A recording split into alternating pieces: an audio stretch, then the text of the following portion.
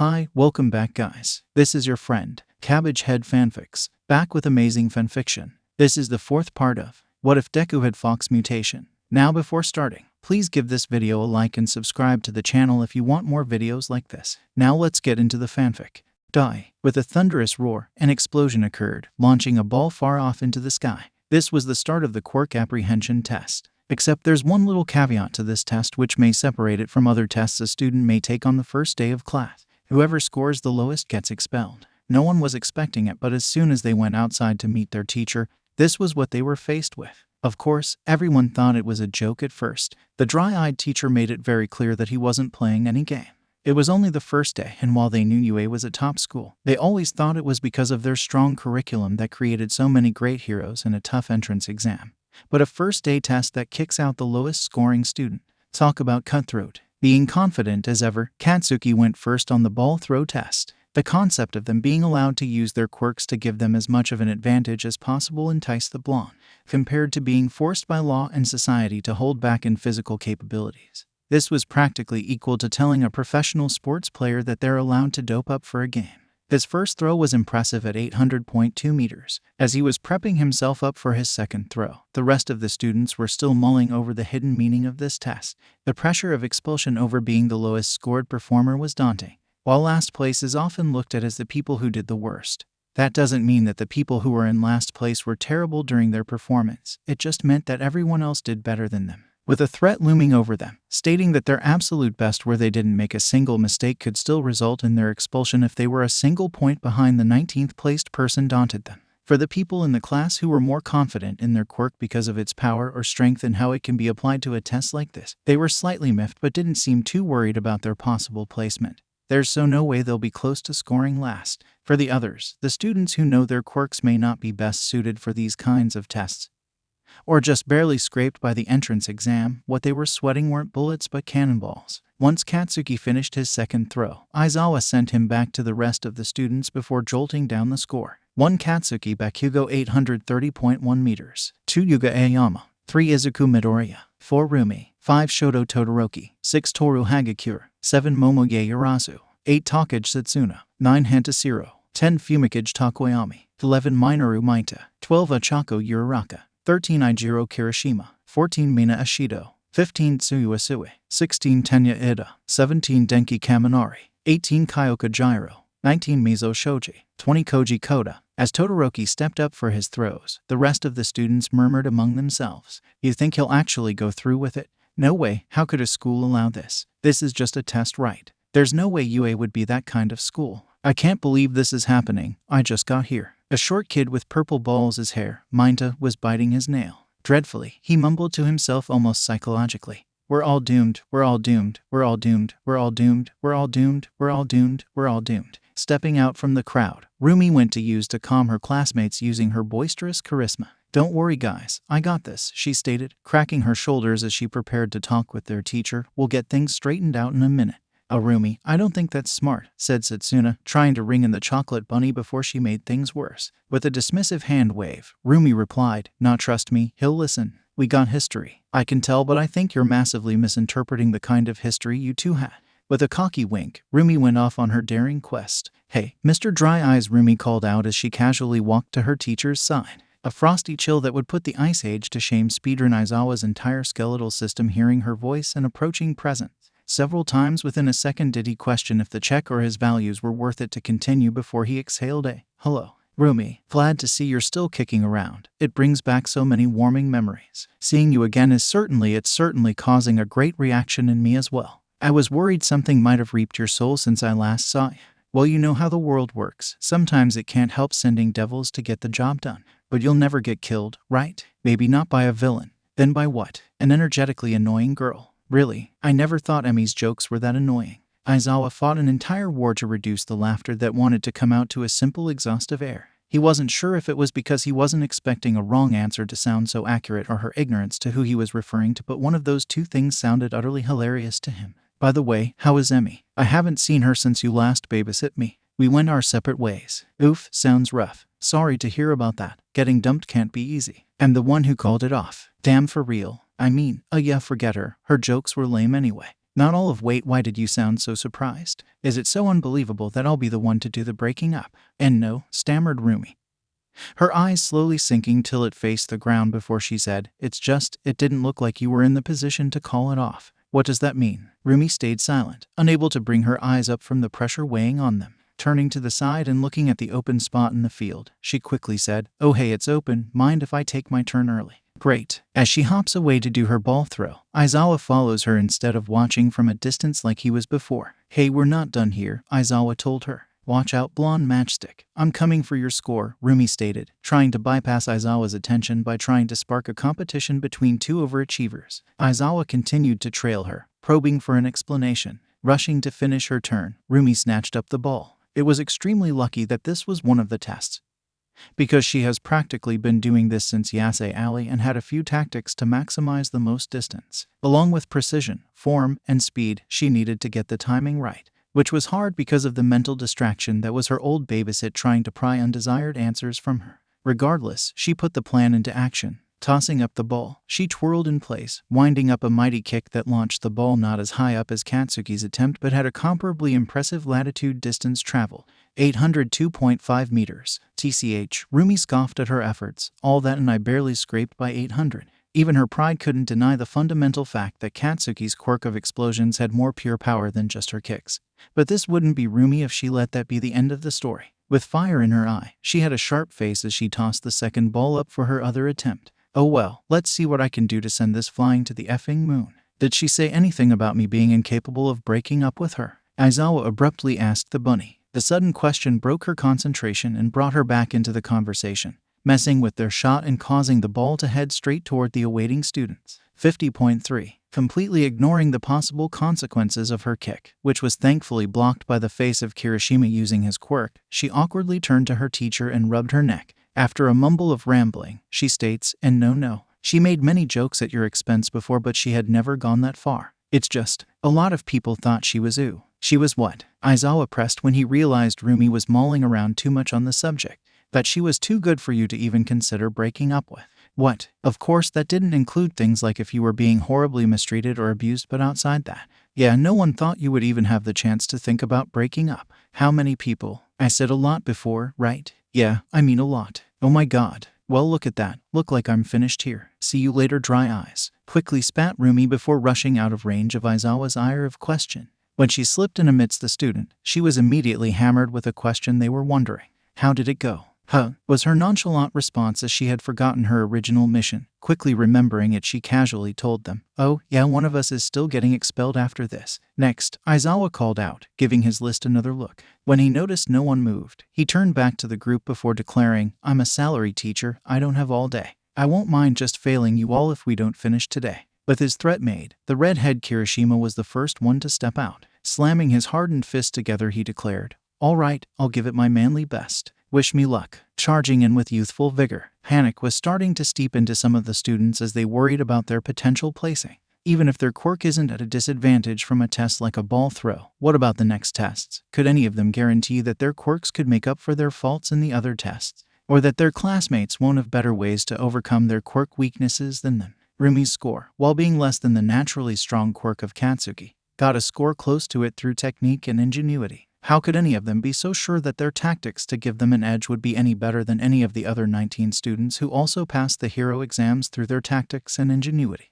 Izuku witnessed this growing distress with a front row seat. The panic that was growing at a rate no one could control, the uncertainty that loomed over them, and the insecurity they had over their abilities. It felt so familiar to the young fox. Yet he never expected to see the feeling here of all places, and even more, the fact that he'll for once be the one looking at it from the outside. The one dire reaction that caught his attention the most was Minta, who was crouched on the ground mired by his grief. I'm so screwed, I'm so screwed, I'm so screwed, I'm so screwed, I'm so screwed, I'm so screwed, the tiny grape man mumbled repeatedly in a ghoulish voice. Squatting down in an attempt to level with his classmate, Izuku told him, hey, don't doubt yourself so quickle. Of course I'm doubting myself, snapped his purple-haired classmate.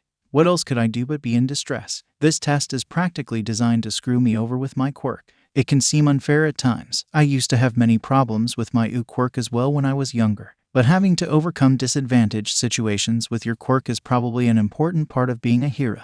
You just have to give it your best. Izuku watched as Mineta returned his troubled glare to the ground. You wouldn't get it, I saw your performance at the entrance exam. I don't care what your childhood quirk troubles were like. Where it mattered the most you were exceptional. I doubt you even worried about the power of your quirk during the test. But for people like me, we not only worry about whether we would be able to collect enough points to pass, but also if our quirks were strong enough to let us even compete. It was something Izuku didn't think too much about thanks to One for All. While his usage and amount he's able to tap into as novice, the strength boost it gave him did give him a layer of confidence where his mind didn't ponder too much on if he had enough physical power. If he didn't have OFA, then he would have had some concerns if his claws and black whip training would have been enough to destroy those robots at a fast enough rate to pass without additional support. Now imagine after barely scraping by the test, you're smacked with another one that says screw you for being the lowest scoring acceptee, continued Mineta. Words couldn't find their way to Izuku as he couldn't think of anything to say that'll be helpful. For most of my life, issues like these have been about someone lamenting about not having a strong enough quirk which caused many misfortunes to the person. But this, while having similar beats, is extremely different. It's not just about having a life where options or paths one would want not being given to them in the way they were expecting, but an active opportunity that was fairly worked for being taken away in a way that just seems cruel. I don't think relating to him about my struggles with my quirk early on will do anything for him now, Izuku thought. A strange feeling of distasteful victory came over him as a realization came to him. I'm no longer an underdog scraping by. Do I have any experience that'll still help me connect to him? Am I even in the position to try acting like I can connect to how he's feeling right now? Without even him realizing it, he went a step above where he used to be as a child and back in Yasei Alley where his achievements and actions were that of an underdog trying to establish himself as somebody of worth. He proved himself no longer as just a person with potential to being a formal promising candidate. So why does he feel empty from this revelation, and somewhat lost in direction to take? That was when Izuku's thoughts were interrupted by an unsettling comment. Underneath the breath of Mineta where most wouldn't be able to hear but were caught by the sensitive fox ears of Izuku, the short man spoke in a ghastly grim voice. But, as long as I'm not last, it shouldn't be a problem. All I have to do is make sure I'm not last. Before Izuku had time to think about the undertones behind those words, a commotion among the students caught his attention. There seemed to be a three-way feud between Rumi, Katsuki, and Shoji. Say that again, I dare you, exclaimed Rumi, gritting her teeth. Even her ears were in a form that displayed how pissed she was. Unfazed, Shoji calmly replies, I'll simplify it down for you, but for someone who talks so highly of themselves, you sure know how to not deliver. The only person more annoying than a raging narcissist always boasting about his achievements is a person always picking fights only to not live up to the hype they shove down others' throats. Hey, Katsuki shouted, knocking the former person he was referring to was obviously him, which made him think for a second if that was a self-burn or not, but he was too angry to care for now. Rumi was fed up with her new classmate and declared, oh, that's it. Catch me outside. How about that? We are effing outside, Katsuki exclaimed. This rabbit girl he always sees with Izuku has always confused him with her antics, and it never gets any better. At first, Rumi looked around her almost as if she was surprised that they were indeed outside. Almost as if she had forgotten. Oh, she then quickly snapped. Then I guess we're scrapping now then. Lifting a single leg, Rumi looked ready to attack. This sparked Shoji to get into a fighting stance as well, preparing himself for what's next. And Katsuki, well, he always looked ready to throw hands, so he just stayed the same. This caught Aizawa's attention, who was observing Ochako's preparing to make her attempt. Looking back at the trio, he groaned at the petty squabble they were engaging, thinking, it's the first day and she's already getting into the fight. Nezu lied to me. Again, it's the same old thing. His eyes were midway turning red when suddenly a pair of arms wrapped around Rumi's waist and pulled her back. The hell? Questioned Rumi, looking at her boyfriend for interrupting the beatdown she wanted to serve up. Calm down, Rumi. Let's not get into a fight on the first day, Izuku told her, pulling her to the side so the other two boys wouldn't be in kicking range. It's not even that serious. Nah, I'm ready to throw down, the bunny stated, struggling to escape his grip, dropping a sweat at how irrational she can be.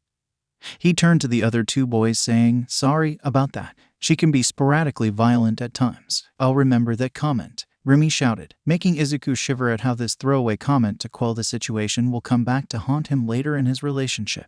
Let's just let this go, okay? No hard feelings, Izuku tried to reason, which prompted Rumi to yell, nah, FM. Why do you make things difficult at times? Wept Izuku internally. Why are you angry at me? I didn't say sit to you yet, asked a confused Katsuki. Because I'm mad I didn't beat your score. Now you will suffer by proxy of me being pissed off. It would seem if he wanted this confrontation to end peacefully, he needed to make sure one of the fuses was properly taken care of. Setting down the bunny where he was between her sights of the two boys, he talked to her directly in a low voice to make it more personal. Come on, Rumi, it's fine. This is nothing to be upset about, Roomie countered with, but what about my street credit? I got to show I can back up about how great I am, or else I'm going to look lame to people. You'll have plenty of time to show off how excellent you are to everyone as a hero, Izuku told her, patting her shoulder. I already know how amazing you are. You don't need to get into trouble in pointless fights to prove it. You can do much better than this to shine. Stunned for a moment at her word, there was a tiny red tint that went across Rumie's face as her body relaxed out of its battle-ready state.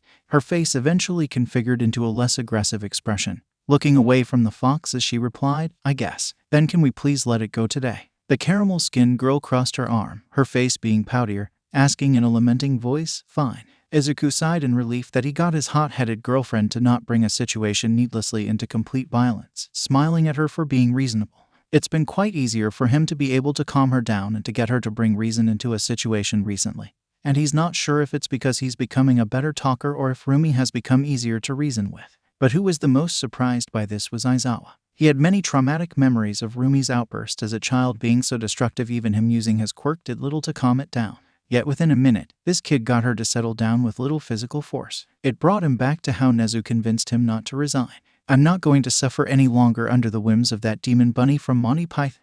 I promise you, she has grown quite a bit since you last saw her. And I'm not just talking about height-wise. What makes Roomie any different from how she was as a child? Because seriously, my ribs don't deserve any more blunt force trauma. Well, for one, she now has a good influence consistently around her. What? I know. I was surprised too that a positive person is influencing her life that she actively accepts. Usually, I have to force it on her, being met with great resistance. You really think one person is enough to make that much of a difference? We are living in the generation of peace created by one hero, Izuku Midoriya. He's quite a faulty person, but I see him, like many students I've seen here before, as a diamond in the rough. What he can do might surprise you. Keep an eye on them and you'll see what I mean. Aizawa knew his concerns weren't cleared from the conversation, but it was piqued when he remembered that Izuku was the only student of that year's entrance exam who managed to fully destroy the zero-pointer of his area. An impressive feat among the records of UA. Nezu might have been onto something, the dry-eyed teacher thought. Sir, Uraraka spoke up, getting her teacher's attention. Can I do my throw now? Huh, oh, sure, go ahead. Don't wait for me. As Ochako did a few stretches to prepare for her throw, the other students were still hung up on the previous argument. Despite the unnecessary commotion, the distance Katsuki managed to throw was imposing, and while Roomie didn't beat it, her getting close to the score was also impressive. Without a doubt, the two placed a high ceiling no one expected to be beaten anytime soon. Infinite distance. Nanny. Everyone practically snapped their necks, turning to see the small soft girl that was Ochako standing there casually like nothing had happened. Infinity. The entire class exclaimed. I hate that girl, commented Roomie. Her competitive attitude toward this squishy-looking classmate of hers only growing. She's a much deadlier competitor than I thought. With many of the other students finished with their turns, few still had to do their own. Midoriya, Aizawa called out, turning to the green fox, you're going next. Taken aback by how he was the only one specifically called on to go, Izuku still moved forward to make his attempt. As he stepped up to the plate, his mind was focused on one pressing issue. He couldn't use one for all. It wasn't as though he had forgotten how to or is unable to call upon the power as he had before. It had become unstable for him to utilize. He first noticed this abrupt change that night when Katsuki was walking him to the train station and they had their little contest of Izuku having to get by Katsuki. At first, Izuku's plan was simple, dash forward in one direction. And then right as he sees Katsuki commit himself in a direction to stop him, he'll use one for all for a burst of speed in another direction, throwing off Katsuki enough that he won't have time to react to the intense amount of force and speed, giving him the victory. As soon as he began to activate one for all, instead of performing a fundamental jump, he ended up slamming himself to the ground with tremendous force. He was almost sure he gave himself a concussion from that stunt, and even worse, he didn't even understand what happened. Not wanting to bash his brains in for no reason and starting to feel the strain of one for all on his legs, he had to discard it as something to use that night. Till this day he doesn't know what caused this, and he hasn't been able to fix it either. He doesn't remember anything happening to him that could have caused it, and OFA was working just fine at the entrance exam. Unfortunately, even now he didn't have time to work it out. He doubted his teacher would be so gracious to give him unlimited time to figure something out. What can I do? My best move in terms of power output was one for all. Everything else doesn't even come close to it, pondered Izuku. He stared intensely at the ball as he was hoping it'll give him an idea of some sort. Yet even he admitted how all he was doing was talking to an inanimate object. Brute strength it is. If his options were taped out, then he would just need it the classic way. While his Kitsune doesn't operate the same way that other animalistic quirks do, so it was difficult for him to tell if he got any enhanced strength. The other physical attribute that was improved combined with the strength he had built up over the last few years should be enough to make a decent enough effort that won't be an embarrassment. Winding up his arm, he gave his best throw with the ball, doing his best to replicate the best pitching form he has seen to give him a few extra meters. It just sucks. I really wanted to test the extent of my limits here. 150.96 meters. My pitching is still off. Izuku scoffed at himself. Maybe if he was into sports more when he was younger, he could have been a better pitcher. Unimpressed, Aizawa noted his disappointment. I expected something more from someone who took down the 0-pointer. Guess he was one of the few cases who got lucky and cheesed his win. What the hell are you doing? Shouted a voice from the group of students. Izuku, along with everyone else outside, turned toward the origin of this voice. Minta, why are you plainly throwing the ball? Exclaimed the short man, looking aggravated at his display. Pointing toward the fox, he declared, where's that boost of strength you showed during the entrance exam? Befuddled that of all people he managed to piss off someone that wasn't Katsuki with his performance, Izuku gave a half smile while replying, would you believe me if I said I couldn't right now? A boost in power, Katsuki thought, confused by the purple-haired man's statement. What is that midget talking about? From that night I walked him to the train station, I could tell he holds back some of the power he has to be more accurate with his moves, but I don't see how a small increase in strength is anything to get worked up over. At best it'll only get him a few extra meters if he doesn't fall over himself. Quirk like his are on average only good in giving users above average human strength, but nothing more in that department unless it's an animal that specializes in strength through a certain body part. Are you screwing with us right now? Asked Minta. Are you so confident in your performance that you think you can D around while the rest of us fight for survival? Weren't you trying to lecture me about trying my best and overcoming disadvantage a moment ago? Yet here you are, half-assing it just because you don't have to worry about becoming last. I don't care what excuse you have. That's wicked. Scolding the student, Aizawa sought to quell the outburst. Knock it off and let him. No, he's right, interrupted Izuku. The eyes of his classmates, except for Roomie, widened as a black tendril made of energy sprouted from Izuku's wrist with a vicious movement of a flailing whip. In the next moment, Black Whip had wrapped itself lightly around the test ball before Izuku let it dangle off his hand. Turning to his teacher, Izuku stated, I should be giving it my all no matter what position I'm in. Before another word was spoken, Izuku turned the opposite way he was supposed to face for the rest and pulled his leg far back like a soccer player preparing himself for a powerful goal kick. Legs are naturally 3 times stronger than one's arms. All my training being on all fours learning hunt is about to pay off. As his foot connected with the ball, sending it away, Black Whip was the only thing that prevented it from flying out of view. Instead of the black tendril acting as a chain that shut down momentum, it instead moved like a rubber band being stretched from the force of the ball. Black Whip, overreach. Thank God I remembered this part, thought Izuku, grabbing onto the black tendrils with both hands. With one mighty heave, he pulled on it, building more power in the elastic equation he was creating. I'll combine my kicking power with Black Whip overreach elastic property to shot it like a slingshot, and add to its release with both my arm strength at the right timing. Executing his plan, he launched the ball, gaining great distance as it soared through the air. If I can't use my conventional abilities, 513.2 meters, then I'll make up for my weaknesses through other means. Minta was awed by the performance. Katsuki looked almost mortified at Izuku's display of power. What the F is this? Aizawa looked quite impressed at the score. He didn't expect the fox to get past 350 based on what he knew of his quirk. This kid is interesting, Aizawa thought as a smile crept on his smile that was unsettling to most because of his demeanor. Hey, Professor Aizawa. Izuku called out to his teacher to get his attention. He turned back with an assured smile to give, will there be another time we'll do this? Because I want to see what I can score when I'm completely efficient at this. After Izuku's display, the assessment exam had continued without much fanfare. During the 50-meter dash, there was a moment Izuku thought he might have misread when he was watching Minta. He was put alongside Siro, another person who wasn't as athlete fit and running as Minta was, but the boy's lengthy legs gave him a huge one-up on Minta when they started running. It was before the midpoint where it became obvious to everyone that Siro's long leg gave him a huge advantage. With an impressively swift motion, Minta plucked one of his purple balls off his head and his sights were set on Siro's feet. Yet for a moment his arms suddenly became paralyzed. Damn it! The short man screamed, throwing the ball to the ground. Hopping onto the object, Minta bounced himself forward. Diving for the finish line, he put himself ahead of Siro, scoring a better time at the last moment. Yes, yelled the midget at the top of his lungs toward the sky. I did it. The bells of the heavens were practically ringing for him right now. Looking a bit confused at the reaction, Siro commented, a bit of an overreaction, don't you think? You only scored microscopically better than me in one test and I didn't even do that well. It matters to me. replied Maita. The only other thing of note Izuku thought happened was during the grip strength test. Of course, Roomie was chatting it up with Aizawa after finishing her own while the poor teacher was trying to record Hagakure's score, who did surprisingly better than anticipated. It sucks you can only use your hands for this test. If I was allowed to use my legs, then these bad boys would have gotten the highest score for sure, boasted Roomie to her former babysit, adding on to her claim by giving one of her thighs a slap accompanied by a sit-eating grin. Groaning to himself for a multitude of reasons, Aizawa groggily admitted, "From the number of bones of mine you've broken by jumping on them, I can believe it." "Yeah, you know it," exclaimed the caramel bunny, playfully nudging his arm.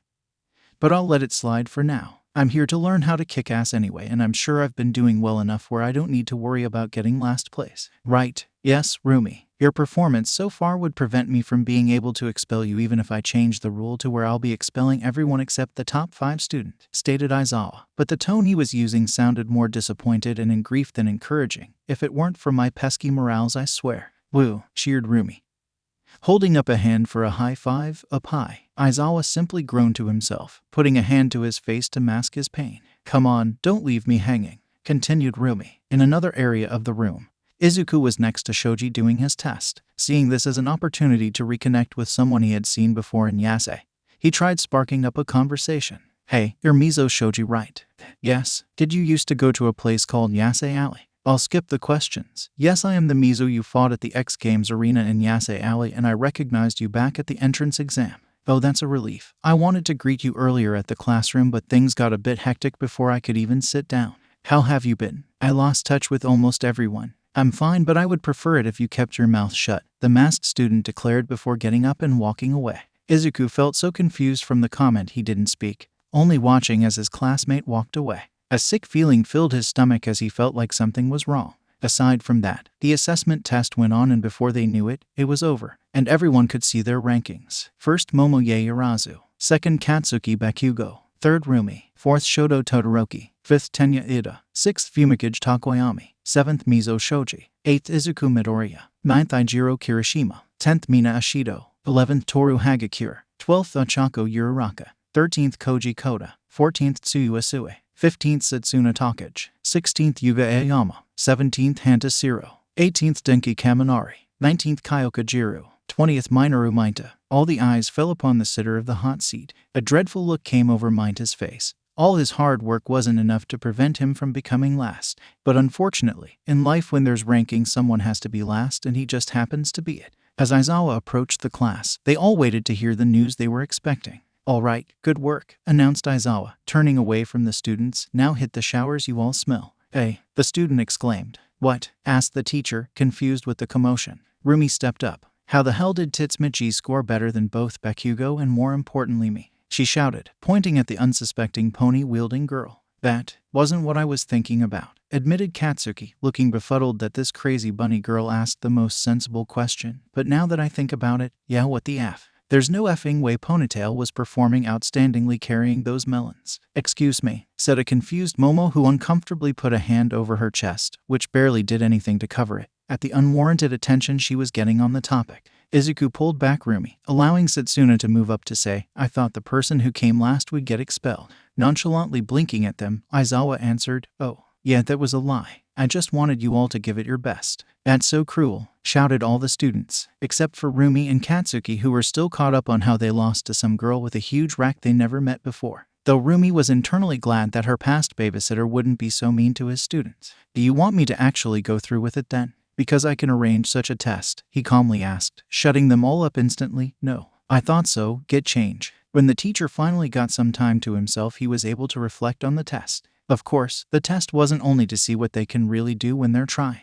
Not a single one of them resorted to sabotage to guarantee that they won't get last. I would have actually committed to expelling someone if too many of them started sabotaging. Hell, I would have expelled the entire class if they started getting too crazy. But this class is promising. Instead of trying to bring one another down to survive, even in the face of their dreams possibly being over, they instead strive to improve their score through more effective and smarter uses of their quirks. A good foundation to raise the new generation of heroes. The pro-hero teacher smiled to himself. Maybe Nezu was right. Teaching this class may be worth it. As the students traveled to their respective locker rooms, Izuku once again walked by Shoji to continue their previous conversation and hopefully clarify the intent behind his cold words during the assessment test. "Hey, Shoji," the fox said. This time he spoke in a whisper that exclusively both of them could hear when trying to casually slip back into a chat. "So, I've been wondering, what was with what you said earlier, during the entrance exam? Did I say something to offend you?" Coldly staring down at the green fox, Shoji states in almost a hiss, keeping the low volume tone. "Unless you've forgotten, this is a hero school. The things we do here are actually on a record that matters."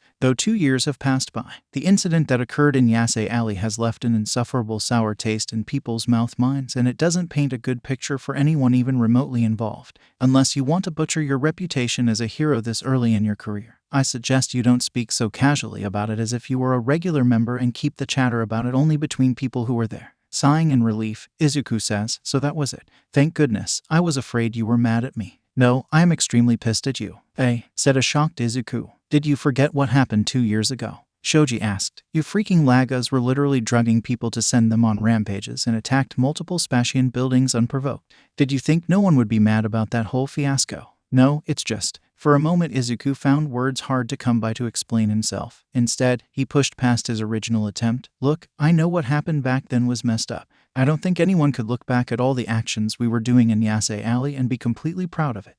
The juvenile behavior everyone participated in I think made people blind to the situation, and that led to what happened.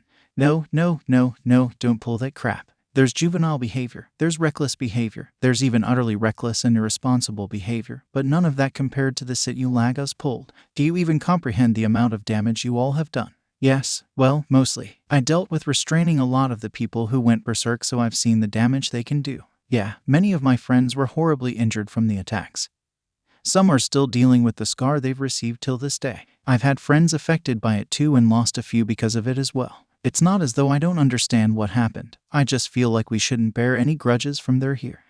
That's easy for you to say. You weren't targeted. That maniac planned a mass attack specifically on unsuspecting Spatians at an event that was supposed to be peaceful. For us Spatians, that was basically a call for genocide. For you, it was friends acting idiotic." Izuku couldn't help cringing at the friend's comments, preventing him from speaking. He's assuming it was a figure of speech, but regardless, how unknowingly close to home his statement struck made this conversation more awkward than it already was. Should I tell him that I was friends with the main people behind the entire thing, or is this bad timing? Continuing on his rant, Shoji states, "I've never trusted you lagas from the start. You all ditched us in the early days of Quirk so that society can accept you faster. It's no surprise you all would pull what you did. You all have no pride, no morals, and no loyalty. Yet you think you have a right to be a hero. Typical." The huge student walked off to the locker, leaving the fox behind. As Izuku was about to catch back up to Shoji to rebut his statement, he felt someone suddenly grab his sleeve. Holding onto him with a tight grip, Katsuki spoke in his usual loud voice, "Oi, Deku.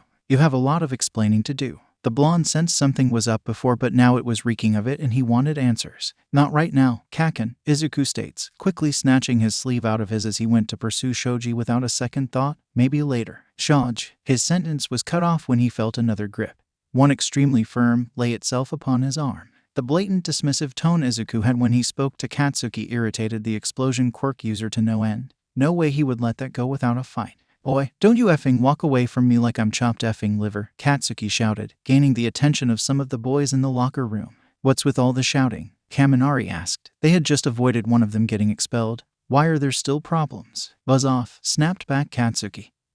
He then turned back to Izuku before yelling, "What was that move you did back there, during the ball throw portion?" No one was more shocked at Izuku's exhibit of abilities there than he was. For nearly 2 decades he knew this green-haired F, and never once did he show any signs he could do this. 5 years ago, it would have been more believable that a furry had a fox quirk than he did. Now all of a sudden he's busting out new tricks. And the way he used it, the confidence he had.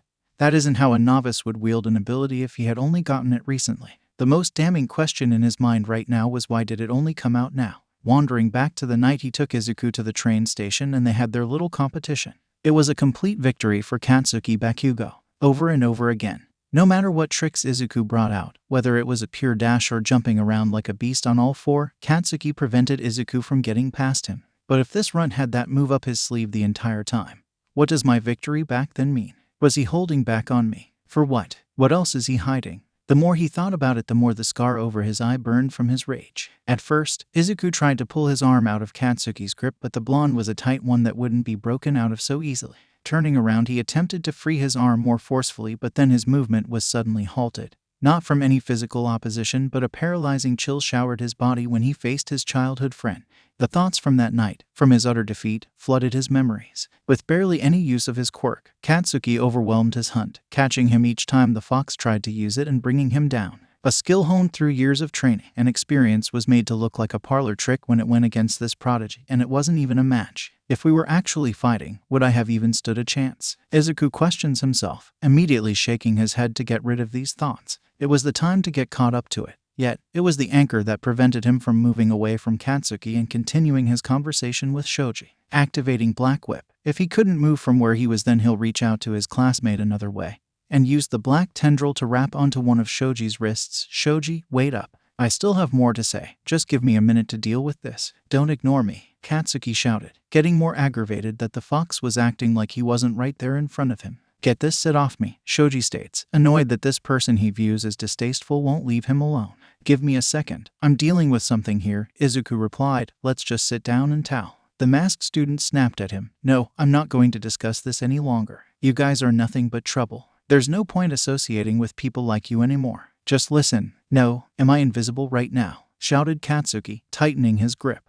Coming to Katsuki, Kirishima of all people tried to calm the situation. All right, let's stop all the yelling. But Katsuki pushed Kirishima back. F off. This caused the red-haired student to bump into Kaminari, and that was where the problems began. Because the harsh collision accidentally caused a spark of electricity to emerge from the electric quirk holder, blasting the redhead forward. Thankfully, Izuku and Katsuki ducked under the launched redhead, but Shoji wasn't so lucky, managing to endure a flying Kirishima which banged him against some of the lockers. He was just about done with this. Forget this, he says, grabbing onto Black Whip with both hands and yanking it. He pulled both Izuku and Katsuki, whose tight grip on Izuku dragged him along as well. Also being done with today. A deadly growl leaked from Katsuki's mouth. Are y'all trying to start a fight now? Shoji began activating his quirk, growing his multiple limbs as he replies, I don't care what you think, but if you start something I'm not going to take it lying down. Bold to assume you even had a choice, retorted Katsuki as he rose to his feet. Small pops of explosions bubbled in his hands. This won't end well no matter who wins this fight. I got to stop them, Izuku thought, starting to conjure Black Whip in his other hand. Some of the other boys tried to step in to stop the oncoming conflict. This foolishness needs to end, huffed Takoyami, summoning Dark Shadow to go between them. Kirishima hardened himself before rushing in. Kaminari went to try to break everyone up as well, but was careful to not use his quirk again. And Tenya Ida was scolding everyone about fighting as he rushed over with his quirk. But then in a moment, everything changed. Kirishima unhardened. Dark Shadow shrunk back to Takoyami. Ida lost his speed, Shoji's arms stopped duplicating, and Katsuki couldn't make any more explosions. I gave you all a pass from one of you being expelled, and this is how you act, scolded Aizawa, walking into the room looking pissed. His eyes were red and his black hair was flowing upwards. Y'all are making it really hard not to reconsider my decision. We sincerely apologize, Kaminari quickly says, getting in front of everyone to their teacher. We weren't fighting, our argument just got a bit out of hand. Using your quirks, retorted Aizawa. A chill went down Kaminari's spine, but he persisted. Well, okay, you got us there, but no one threw a punch yet. Most of us were trying to stop one from erupting, and no one got a scratch on them, yelled Kirishima in the back, showing how despite his clothing being a bit fried, his body was completely okay. Thank God he's hard, thought Kaminari. See, everyone is fine and nothing happened. Can't we get a little credit? Grumbled Aizawa, looking at the boys. Is that so? Most of the other boys nodded in agreement to avoid getting in trouble. Shoji and Katsuki scoffed but stayed silent. It was with that silence that Katsuki noticed something. Deku, drawing the attention of the room. Everyone looked to see that despite sustaining no injuries, Izuku was passed out on the ground. Even more, he looked different. His fox tail, ears, and nails had all shrunken considerably from how they were before, and their colors seemed different. To everyone else, he just looked odd, a little unrecognizable from how they usually saw the fox. But Katsuki felt familiarity from Izuku's appearance. It reminded him back before Izuku's tail suddenly grew out. Nana, whined Lai, a gourd in hand. His speech was unusually slurred and his steps were unsteady as he stumbled around the house in the dream world. Do we have any more sake? Getting no response, Lai called out once again, Nana, Nana, unbeknownst to the low-awareness guardian. Nana laid unconscious on the grassland outside the house. To be, gasp, A loud gasp came from the girls' locker room as well. It seems things weren't as peaceful there either. The flabbergasted Roomie bluntly asked, "Seriously, how are you so athletic with a rack like that?" "Excuse me," was Momo's response, a bit confused that this was being brought back when she was changing clothes. She wasn't sure why, but she felt the urge to cover her chest from Roomie's comment. And because the bunny was intensely staring at her breast. "I mean, we're all thinking it," Roomie claimed, looking at Jiru, who had a guilty face as if she partially agreed about the top-heavy student. Satsuna was in full agreement and joined the bunny in her observation. "Usually having girls like those make people complain about back pain." "That's what I'm thinking," exclaimed Roomie. "Glad other people are now seeing what she is. I wonder if Izuku is realizing this as well." Uraraka, who had been gradually watching how Roomie kept staring at all the girls' bodies while they were changing, concluded, "Is she secretly into girls?" "So, what happened?" questioned Nana, radiating her usual robust yet elegant presence. "I should be asking you all that," Izuku responded, looking around and seeing how uncharacteristically messy the house was inside of the dream world. "Did a hurricane hit this place? Can hurricanes even happen here?" "No, a hurricane didn't happen. It's just that the usual house caretaker is in a slump right now." "Is that why he's drunk? What happened to him?" "Well," Nana closed into a spatially uncomfortable range for the young fox before she whispered in his ear, "He discovered that he doesn't know his own name." "Isn't it Shinra-lai?" Izuku nonchalantly says before Nana could hush him up. Suddenly a familiar voice bellowed from a nearby room, "A fake, a fraud, nothing more but a false prophet. It all has been nothing but a long-held lie." Nana took a moment to squeeze the brink of her nose before saying, "Apparently not." With a mix of confusion and a worried expression for his guardian, Izuku asked, "How did you guys find out?" "It wasn't much of us discovering something. He was setting up something. An essential ritual. One ruined by my own incompetent and worthless existence. Now Izuku will never learn his Kitsunebai, his fox fire." Nana corrected herself while rolling her eyes and closing the door to hopefully stop Lai from intruding in on their conversation. "A ritual for the next step in your Kitsune power. It involved calling out his name, but when he tried it nothing happened. From there it was putting one and one together." "That's terrible. I hope he's okay. He has been taking it pretty hard. I didn't even know he was a drinker, yet he has been at it nonstop since. Should I talk to him?" "If you can, but it seems he's too." Loud wailing could still be heard through the walls. Troubled to listen at the moment. "I see. It's the worst timing for this. He could have probably explained what happened better than either of us. Which is why I'm asking you, what happened out there?" All of a sudden everything went black, like a plug was pulled. "So you don't know either. There goes my plan." I was looking for an explanation as well, especially now that I ended up back here because I lost consciousness. At first, Nana kept to herself, contemplating for a moment before stating, "Well, we're smart people. Certainly we can figure it out with enough information." "We can try," Izuku mumbled, his gaze not focusing on the woman in front of him but instead meandering along the ground, unfocused just like his words. "Are you okay?" Nana asked, sensing his lack of interest. "Why, yeah, I was just thinking about how I fainted." "Do you mind sharing? It'll be helpful understanding what happened." Trying his best to pay attention, Izuku gave a brief explanation about the prior events in the locker room. "Just when I thought a huge fight was about to break out, everyone's quirk fluttered out and suddenly my body felt like its strength was sapped right out from it." Tilting her head, Nana asked, "Are you sure? Nothing else could have happened that knocked you out? Maybe one of your classmates' quirk might have hit you when you weren't looking." "Weren't looking," Izuku mumbled to himself. Suddenly the light bulb lit up and exclaimed, "That's it." "What? My teacher, Mr. Aizawa, was there too." His quirk makes his eyes turn red and I saw them while collapsing to the ground. He can basically deactivate the quirks of anyone as long as he glares at them. From there it wasn't hard putting together what happened. The conclusion being that Aizawa's quirk must have shut down OFA inside of Izuku's body. "But wait, how did one for all shutting down cause me to fall unconscious?" Izuku asked, while he could understand feeling a bit dizzy from the sudden shift since he did have Black Whip activated, but to be completely knocked out is another concerning issue. But Nana seemed less concerned, with a relaxing calmness as if she figured it out. She informed Izuku, "It was inevitable considering how one for all was constantly running throughout your body." "What? I was using it without even realizing it?" "Your tail didn't grow overnight for no reason," smirked Nana. "You must have expected something was up when it just popped out not long after you received One for All." "Does that usually happen with One for All users?" "Not exactly, for the most part. One for All users only inherit the stockpile of power and it'll be up to us to train our bodies to make use of it. The real cause is you, or to be more specific, your Kitsune ancestry." During our many talks, Lai mentioned how the fundamentals of the mythical power Kitsunes possess are similar to many spiritual teachings you'll find in Asian countries. Nana got closer to Izuku, poking a finger at the fox's core before explaining, such as drawing out a sort of power from one's core or soul and circulating it through one's body. She then slowly dragged her finger to his heart and traced out the multiple veins and arteries leading from it despite how ticklish it was for Izuku. A passive version of this would be the power that went into the conditioning of your body, growing out your Kitsune anatomy that was considered to be lacking. Grabbing Izuku's wrist and holding the boy's hand up with both her own, the more active version would be how you activate Black Whip and the other abilities you got from the Soul Palace, where the soul's power is converted into energy which is then used to channel what you're trying to do. Well, I wanted to wait till you awaken more of your potential on your own before explaining it to you for some reason. He never stated exactly why, something about developmental habits. Oh well, won't hurt telling you some of this now. But wait, Izuku piped up. How does this relate to why I fainted from having One for All turned off? It's been a couple of years since I had it. I thought any troubles when it comes to possessing it would be over. That's the thing, you've been with it for years. As I said, you've been passively using One for All throughout your body for around 4 years straight. Rather or not you consciously recognize it.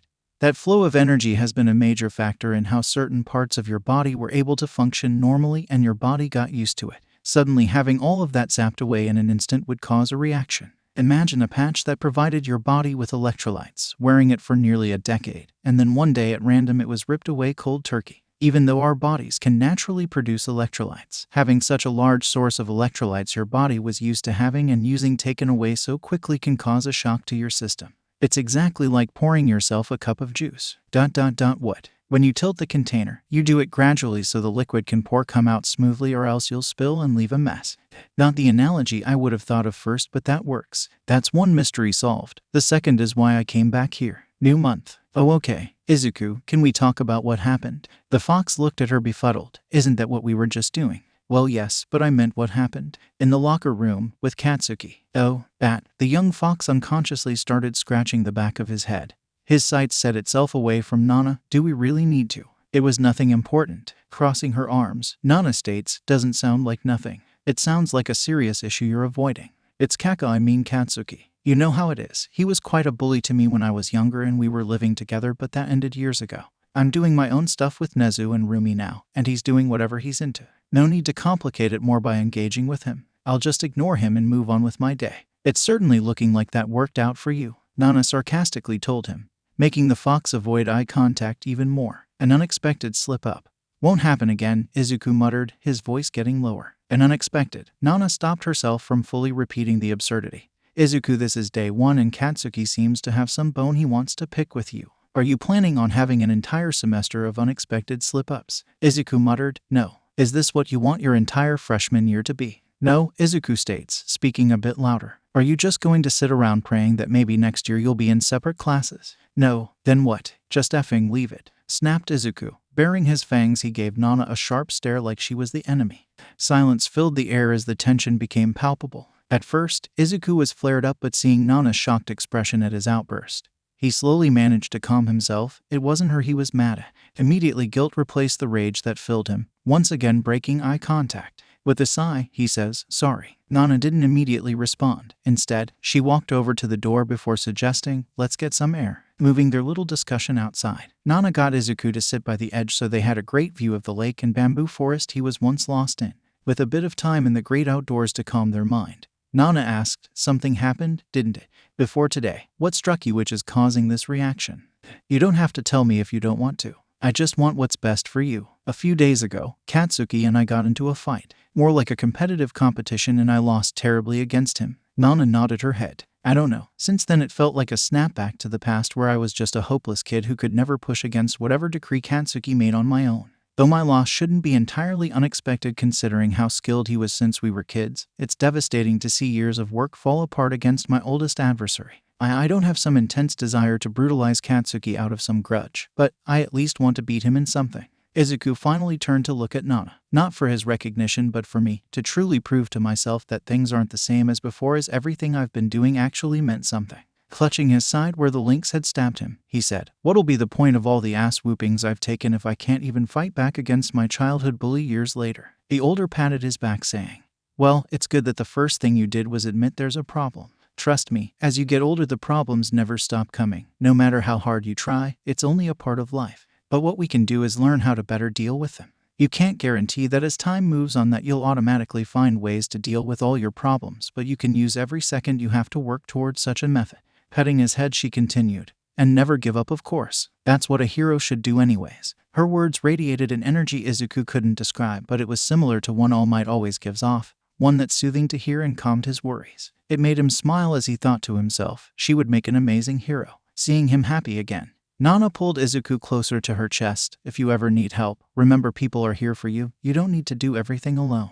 Thanks, mumbled Izuku, feeling a bit flustered as he could hear her heartbeat. Getting up, he turned to the lake before declaring, I'm going to stop running. The fox turned to the house before shouting, Hey Lai, you want to throw me into the lake? I've lost the right to such privilege, was the loud response. Staring in amazement, Izuku mutters, wow, he really is taking this whole name thing harsh. Leave him to me, Nana states, I'll do what I can. Investigate into what this whole foxfire thing is all about. Maybe there's another way to this whole mess. Taking over the responsibility, Nana picked up Izuku before flying over the lake. You focus on getting your life in order. With a nod, Nana dropped the fox. Splash. It was right then that Hellboy, the person who granted Izuku his black whip power, came walking by. A shocked Nana exclaimed, Banjo, how are you here? The bald man took a look around before saying, the front door of my Soul Palace room was open. I noticed a change a few days ago, but I thought I was seeing things. It wasn't until recently when that blackout happened that I swear the door got wider. When I went to check it out and I was able to walk out of it.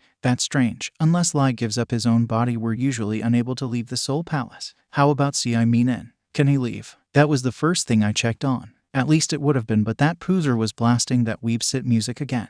The muscular man shouted to the sky. Nana merely face-palmed herself. This was truly the worst roommate placement. As Izuku said, he did go to Ikaraku's. With his old delivery box on the table, Izuku, who was eating, said, thanks for the food. On the house, of course. It's the least I can do for your send-off. You were quite the reliable delivery boy.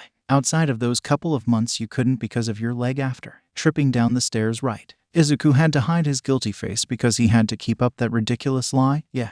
Oh well, good luck with hero school. If you ever want to make some pocket money on the weekend or something, drop by. I'll happily pay you for your time. I truly appreciate it, thanked Izuku, finally finishing the meal. When Ikaraku left to the back of the store, that was when someone entered the shop. It's been a while, Izuku states, turning around to face the newcomer. Standing there was red-tongued Sekian, the quiet younger boy Izuku remembered from Yase Alley. His curly darkish gray hair seemed to have grown a bit as they still covered most of his face, though underneath it seems his pitch-black skin showed signs of scars being there. Name, Sekian. Epitaph, red-tongued. Age, 17. Species, beast. Quirk, user emits dark fog-like clouds from his mouth. The exact nature of these clouds is unknown to all. Sekian has high controllability over everything that happens within the fog-like cloud. His red tongue grows bigger when he's using his ability. Had learned to make clouds that work like a solid. Interest, reading, painting, and swimming, although his hair will always be extremely damp afterward. Reputation, just your average reserved high school student.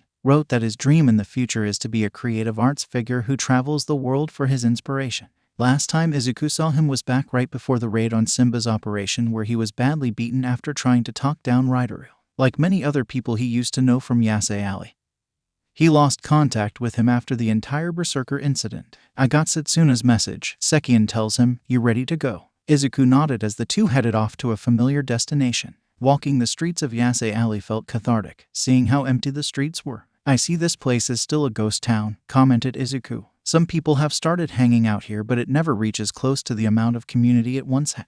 They always keep it small scale as they know if they pick up any traction or notoriety, the city will shut it down immediately to prevent what happened last time. The only people who really stay here are the residents who actually live here because they're a runaway or some other reason, explained Sekian.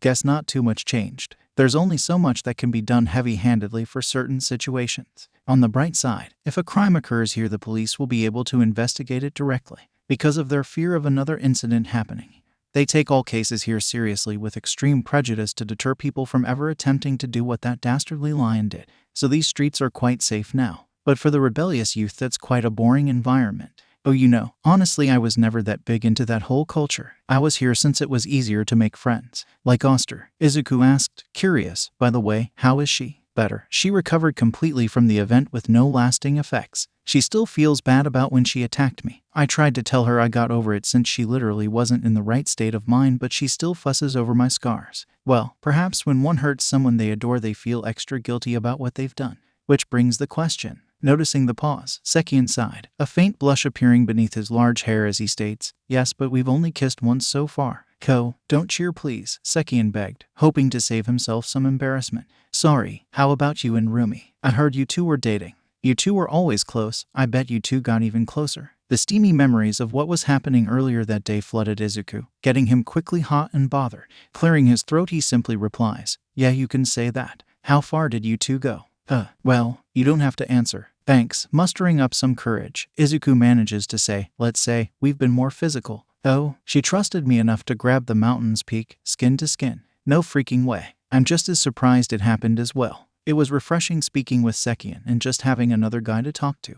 No offense to Roomie or Setsuna, but there were a few topics that were a lot easier to get off his chest and mind to talk about with a guy than it would be to a girl for him, especially since every other male friend he ever had either turned to crime, tried to kill him, got arrested, or died. Some were all for. So having at least one guy friend who wasn't abusive, in jail, or dead was a nice change of pace. Eventually, they reached their destination, a building Izuku hadn't been to before. It was quite small compared to the rest of Yase Ali's building, almost like a shed. Sekian took out a key from his pocket to open the front door, allowing them to come in. The inside looked more like a storage area than a place someone can live in.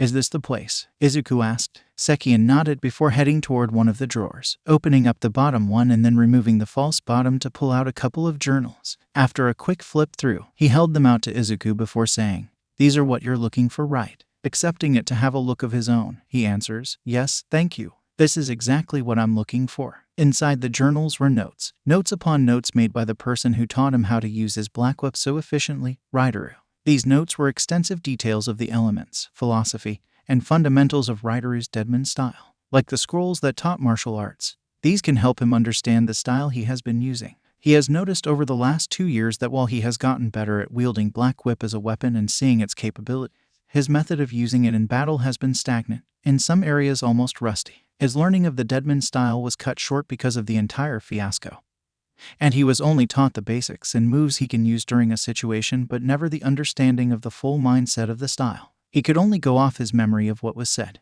This could make the difference between a novice who does karate against someone who's a practitioner of karate. The skill gap and hard-fought battle when Izuku fought Raidaru, despite the fact that he was vastly in much better condition than Raidaru was at the time, showed how the experience and understanding of a style can make such a huge difference. With this, he can understand what he needs and more straight from the source as close to the original. How did you know about this place? Izuku asked, curious as to why he was the one that knew out of everybody. I needed some notes for a school project and a place to study, so Raidaru said I can use the place since it was away from most other people, meaning it'll be quiet and no one will bother me here. The only requirement was that I couldn't tell anyone about the place or what he saw because he kept some personal stuff here. I assumed no one knew he used a place like this since it's really small and unassuming. Guess it worked toward his favor in storing stuff he wanted no one to mess with. Yeah, but why would he need to hide stuff like this? Questioned Izuku, gesturing toward the journal. There was no doubt that they were important to Raidaru, but Izuku couldn't see why he would need to find a place to hide them. Sekian shrugged. Raidaru was a weird guy. He probably felt embarrassed like a teenager whose classmate caught him drawing his own comic. It wouldn't even surprise me if that was true, Izuku jokes, chuckling to himself. Anyways, I have to get going, Sekian told him, preparing to leave. Before he left, he grabbed the spare key in the room before tossing it to Izuku. If you need to come back, here's the spare. I'll be sure to lock up. Thanks again for this. Don't mention it. It was a pleasant surprise to hear from you again. It shocked me when the first thing you wanted to talk to me about after 2 years was about this. Apologizes if I sounded too inconsiderate. Nah, it's fine, especially since it was just about finding his old stuff. If you ever want to hang out with me or Oster again, let me know, the black-skinned boy said before waving goodbye. After seeing him off, Izuku smiled at the journal before getting out his phone and sending a text to All Might. Izuku, hey, mind if we chat? All Might, new phone who dis. 1 week later, the battle trial. The class said in unison. The announcement did surprise the students, even more so when they heard the teacher for this exercise was going to be All Might.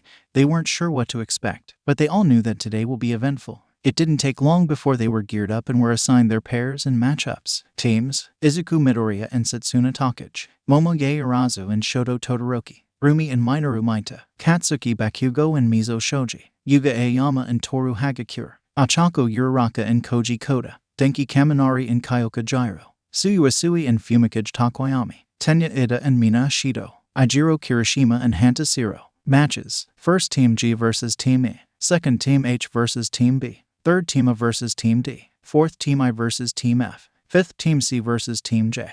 The mighty voice of All Might called out. It's time for a good old-fashioned game of heroes versus villains. Are you sure about this? All Might asked his student, concerned about the possible results of Izuku's request. Without hesitation, the green fox nodded his head, replying, yes, absolutely. I'm ready to commit to this. I'm glad for you, but in order to set this up will be risky. Bowing to his teacher, Izuku stated, I know this is a lot for me to ask from you. It's completely understandable if you're not willing or unable to do it. This task isn't impossible for me to do, but me setting it up like this is highly questionable, considering our relationship.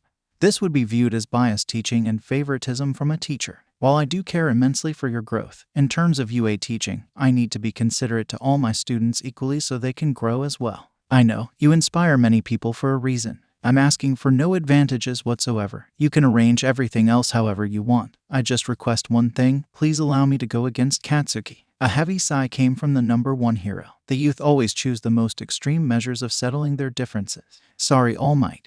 This may not be the best way to handle things, but it's what I want to take to put this to rest once and for all. All right. The students of Class 1 were certainly excited for today's class for a variety of reasons. When it was their first class taught directly by All Might, the battle trail sounded like an exciting physical activity compared to their usual class curriculum that week, which consisted of going over basic material. 3. The arrival of their hero costumes. Everyone was excited when they received their suitcase containing their hero costumes. They were based on the design they created, giving them a personal touch to each student.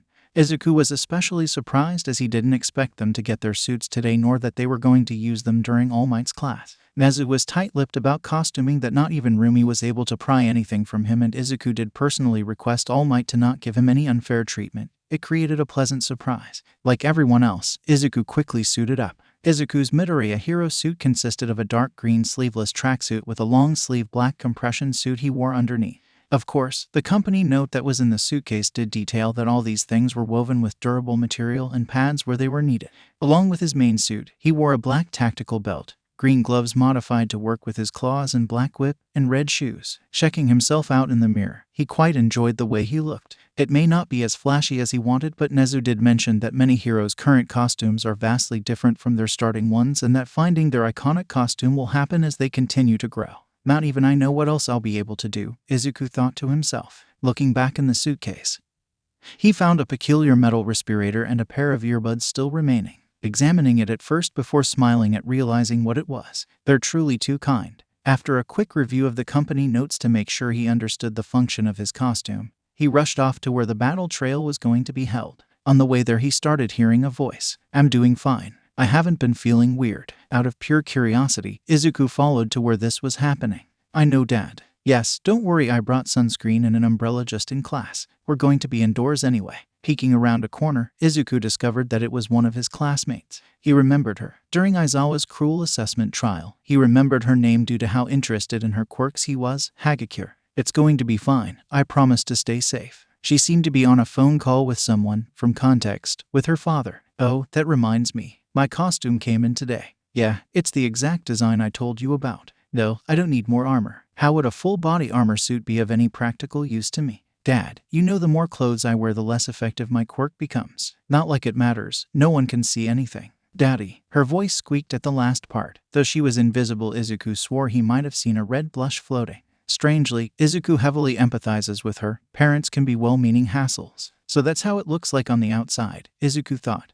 While he always had Nezu as another possible example, his instinct and experience with the manimal made him question if whatever he and Roomie have is an extreme outlier. Though Izuku only spoke out loud in a rather quiet tone, as soon as he did, Hagakure's body jolted and she stopped speaking for a moment.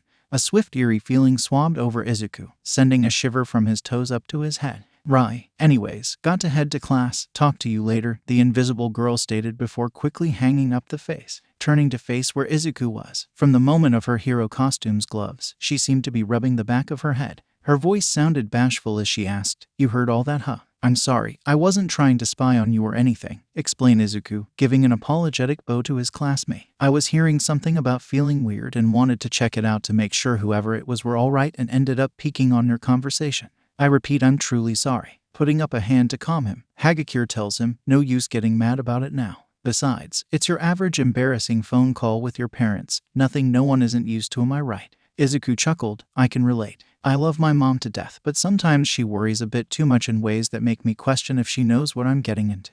Like one time before I went to school, she said try not to get wet so I won't get sick. It was because my class was swimming that day. The invisible girl burst out laughing, exclaiming, "That's hysterical." She must have blurted that out of pure instinct. Oh, we should head over where the rest of the class is. With no reason to say no, Izuku quickly agreed. As they walked with each other, Hagakure continued, I'm Toru Hagakure by the way. Izuku Midoriya, nice to meet you. Likewise, and I know exactly how you feel with your mother. I know my dad cares, but it can be so overbearing. Like our phone call, he was concerned about my costume. What's wrong with it? Innocently asked Izuku. For someone with an invisibility quirk, it would be beneficial to have a costume that won't get in the way of your stealth. That's what I'm saying. But, he's concerned about the boys here. He doesn't want you to date anyone here. Not exactly, it's more about my quirk. What's wrong with your quirk? Is it causing you problems? I know how rough that can be to deal with. Ew, don't make me say it out loud. Am I missing something? You're lucky those ears of yours are adorable, sighed the invisible girl. My quirk turns my body invisible.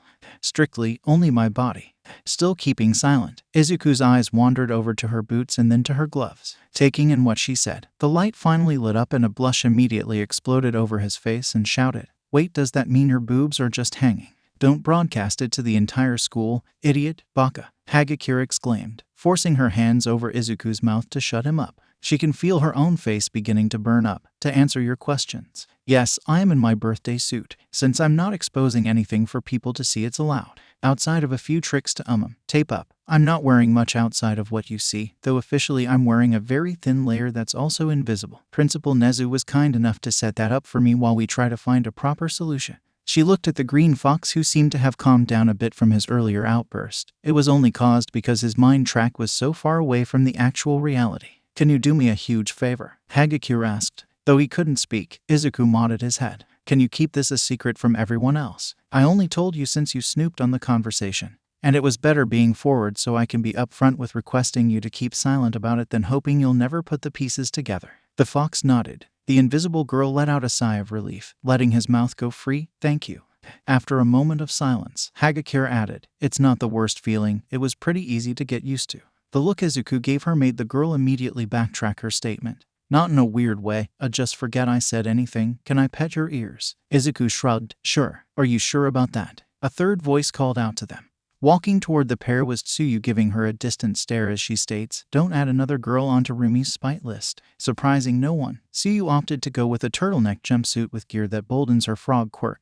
But they were drenched in black and dark colors and outfitted with blackish-green feathers to show off her unique choice of aesthetic design. She even went as far as wearing emerald eyeshadow with black mascara and lipstick. She's truly committed to this gothic lifestyle, was Izuku's first thought seeing her. Asui, hi. Tsuyu is fine, or Tsu, she nonchalantly replied. Yet when she walked past him, the frog girl gave a stingy side-eye to him as if he slightly annoyed her. You should know that by now. Right.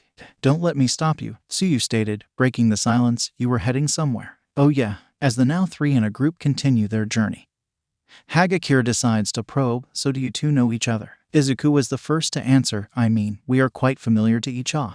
Yes, interrupted Tsuyu, sounding interested. Hagakure clapped her hands together before asking, Oh cool, did you guys go to the same high school or something? We were in the same friends group, explained Izuku. Tsuyu added, We weren't that close, we both were mostly there because of another friend that introduced us. Aside from recently, it's been, 2 years since we last talked? All that time without a text or call. But we got along when we did hang out, right? It was enjoyable when all of us were there. Oblivious to it all, Hagakure asked, Boy, you two must be happy to see each other again. I wonder what made y'all stop. Did one of you move or something? As the green fox's eyes grew open, staying silent as he experienced the flaming might of trauma, Tsuyu coldly answered, No, the cruel ghoulish hand of this hellscape we call society finally caught up and caused us to drift apart. Their foundation of nothing but lies and deception was too powerful for the innocent to live oppression-free. Very informative, declared Hagakure, quickly moving the conversation along. Before they realized it, they arrived at where the other students were. Departing to their separate ways, Izuku immediately searched for Rumi among the crowd. Despite her smaller size, her long rabbit ears made it easier to find out. Not that Izuku would ever tell her that to her face because he didn't want to invoke the wrath of his girlfriend. But those troubles quickly melted away as soon as he saw his partner's costume. She chose a leotard. Izuku screamed in his end, breathtaking from how great she looked. The only question was, she looks absolutely stunning. How the F did Nezu allow this? Thinking back, Izuku does remember one night when he was doing homework, he overheard Nezu and Roomie arguing about something.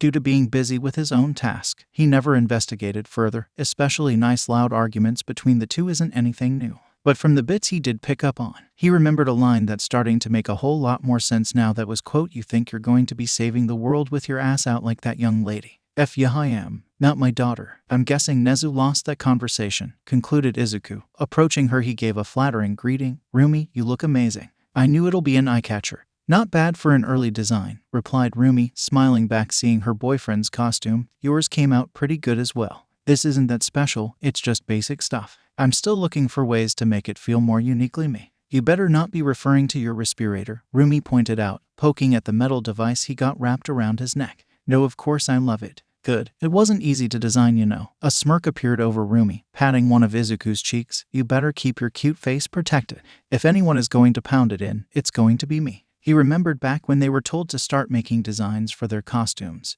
There was a little game they played with each other as a couple. While they kept their full costume designs a secret to surprise each other, they would design a single piece of each other's costume. Roomie chose a respirator for reasons she has yet to fully reveal, and Izuku chose her bunny foot-themed footwear, designed with plating to give support and cushioning where they're needed at the more fragile part of a human foot while staying out of the way of Roomie's usual source of power. This is Roomie Izuku was designing something for. He knew anything too much would probably be demolished within a week. He learned diligently from Nezu's many failed mistakes over these years. "I do like the color coding. Who picked it out?" Roomie questioned. "That was my family," answered Izuku. He quickly explained to Roomie how ironically his family designed many aspects of his costume since he was having a bit of difficulty thinking of one for his own because he had so many ideas. So he let them do the base concept and only did a few alterations or specifics they won't know about at the end. From what Izuku remembers when he talked with Aunt Mitsuki about it, his mom made the original design but then Mitsuki thought it looked a bit too dorky and said, quote, "I don't want the boy being bullied into oblivion before you made him into a laughing stock," and spoofed the design up to look more mature for his age. Then Uncle Masaru changed up some stuff because he thought the costume the women designed made him, quote, "look like he belongs in a yaoi comic." Thankfully his mother's idea wasn't completely drowned out. Izuku himself didn't realize it, but his gloves and shoes started homemade in the development stage, with Inko making them herself so she could make sure they properly accommodated for his claws and won't cause discomfort. She even went as far as sending a strongly worded note along with it. The happy couple enjoyed their conversation, connecting in peace. "Oh, Izuku, Roomie, there you are." And then Ochako arrived with her skin-tight suit and Roomie's happiness instantly left her. Izuku's comment about her suit-tight costume that Roomie doesn't believe at all to be a mistake didn't make things any better. So much so that when All Might finally called the students into the building, and all of them were walking in, she pulled a sneaky to regain his attention. Quietly calling out Izuku's name to get him to look her way, she stretches out her leotard, specifically around her chest, before letting go and allowing it to snap back onto her body. She was sure the melon jiggle did the trick just right. "So are you excited for the battle trail?" the devious bunny asked, acting casually as if she was doing nothing. Blushing from her display, Izuku stammered, "Why yeah, I'm sure today will be fun. I hope we're teamed up today. That way we can both kick ass. Oh, better yet, what if we went against each other? That'd be mega cool. I can't wait to see the lineup." Teams: Izuku Midoriya and Setsuna Takagi, Momoye Arazu and Shoto Todoroki, Roomie and Minoru Maita, Katsuki Bakugo and Mizo Shoji, Yuga Aoyama and Toru Hagakure, Ochako Uraraka and Koji Koda, Denki Kaminari and Kyoka Jiro, Tsuyu Asui and Fumikage Takoyami, Tenya Ida and Mina Ashido, Ijiro Kirishima and Hanta Siro. Matches: First Team G vs Team E, Second Team H vs Team B, Third Team A vs Team D, Fourth Team I vs Team F, Fifth Team C vs Team J. "I hate this effing lineup," Roomie states, seemingly depressed at both not being paired with her partner and her actual partner for today's class. "It's not that bad," Izuku said, trying to comfort her. "I'm with the grape midget. Don't be rude. He's fun size. And he's an annoying pervert. Like I'm all in on juvenile behavior, but he's not even the fun kind of pervert. There's a fun kind. You wouldn't get it. You're too good-natured." Well, maybe this'll be a chance to get to know him better. Who knows, he may be more than what he seems and have the potential to be more. "You should know with me it's never too late to change yourself for the better. It can't be worse than our last group of friends. You know, the ones who tried to kill us along with a host of other screwed up actions. And even then some of them showed some status. I think we can spare some mercy to someone we don't know." "Fine, I get your point," huffed Roomie, crossing her arms. "He better not get in my way or cause us the win." I'll be rooting for your victory. You better. Thanks, the bunny tells him, moving closer about to give him a kiss. Izuku shut it down early, whispering, "Our Roomie not here." Giving him an annoyed pout, Roomie grumbled, "Fine." Sensing her disappointment from the way her bunny ears hang low, Izuku moved closer to her, and they felt each other's body heat radiating off each other. It provided an astral connection they felt with each other. There he whispered, "Don't fret, I'll be right here next to you. I don't like being separate either, I want to be as close to you as possible as well." The bunny grew a smile, saying, "I'll like th. Yo Izuku," barged in Setsuna, grabbing Izuku's hand and dragging him off. "I see we're a PIR today, let's go talk strategy." "Huh," was all the befuddled fox could say while being dragged off. A flustered Roomie called out to them, "Hey, don't worry, I'll have him back before 7. But we gotta prepare for being partners." By the silver tongue playfully says, waving goodbye with a devilish smirk before disappearing among the other students. "Immaculate the ever-lying beach," grumbled Roomie. If they weren't out in public she would have contemplated possibly murder. Contemplated. Worst yet, she found her class partner not far away, staring enthralled at her. With a grunt, she spoke in a firm voice at the small grape man, enjoying the view. Realizing he had been caught, Minta quickly stammered to say, "What? No, I was. No need to be shy and deny it. I'm an absolute snack," she declared, still not turning toward him. Putting her hands on her hip and standing up straight, she continued, "I'll be gracious enough to allow you 10 full seconds to take in such a glorious view. Strictly 10 seconds in total. Look however you want within that period. But if you so much as glance for even a nanosecond longer, I will break every single bone from head to toe in that tiny-ass body of yours like they were Kit Kat bars." Roomie stated in such an ominous, cold, and deadpan way that if Ryderu was here to see it, even his usual stone face expression would be disturbed. The way she gave the small grape man the side eye with those feisty crimson eyes of her made it clear the authenticity of her words.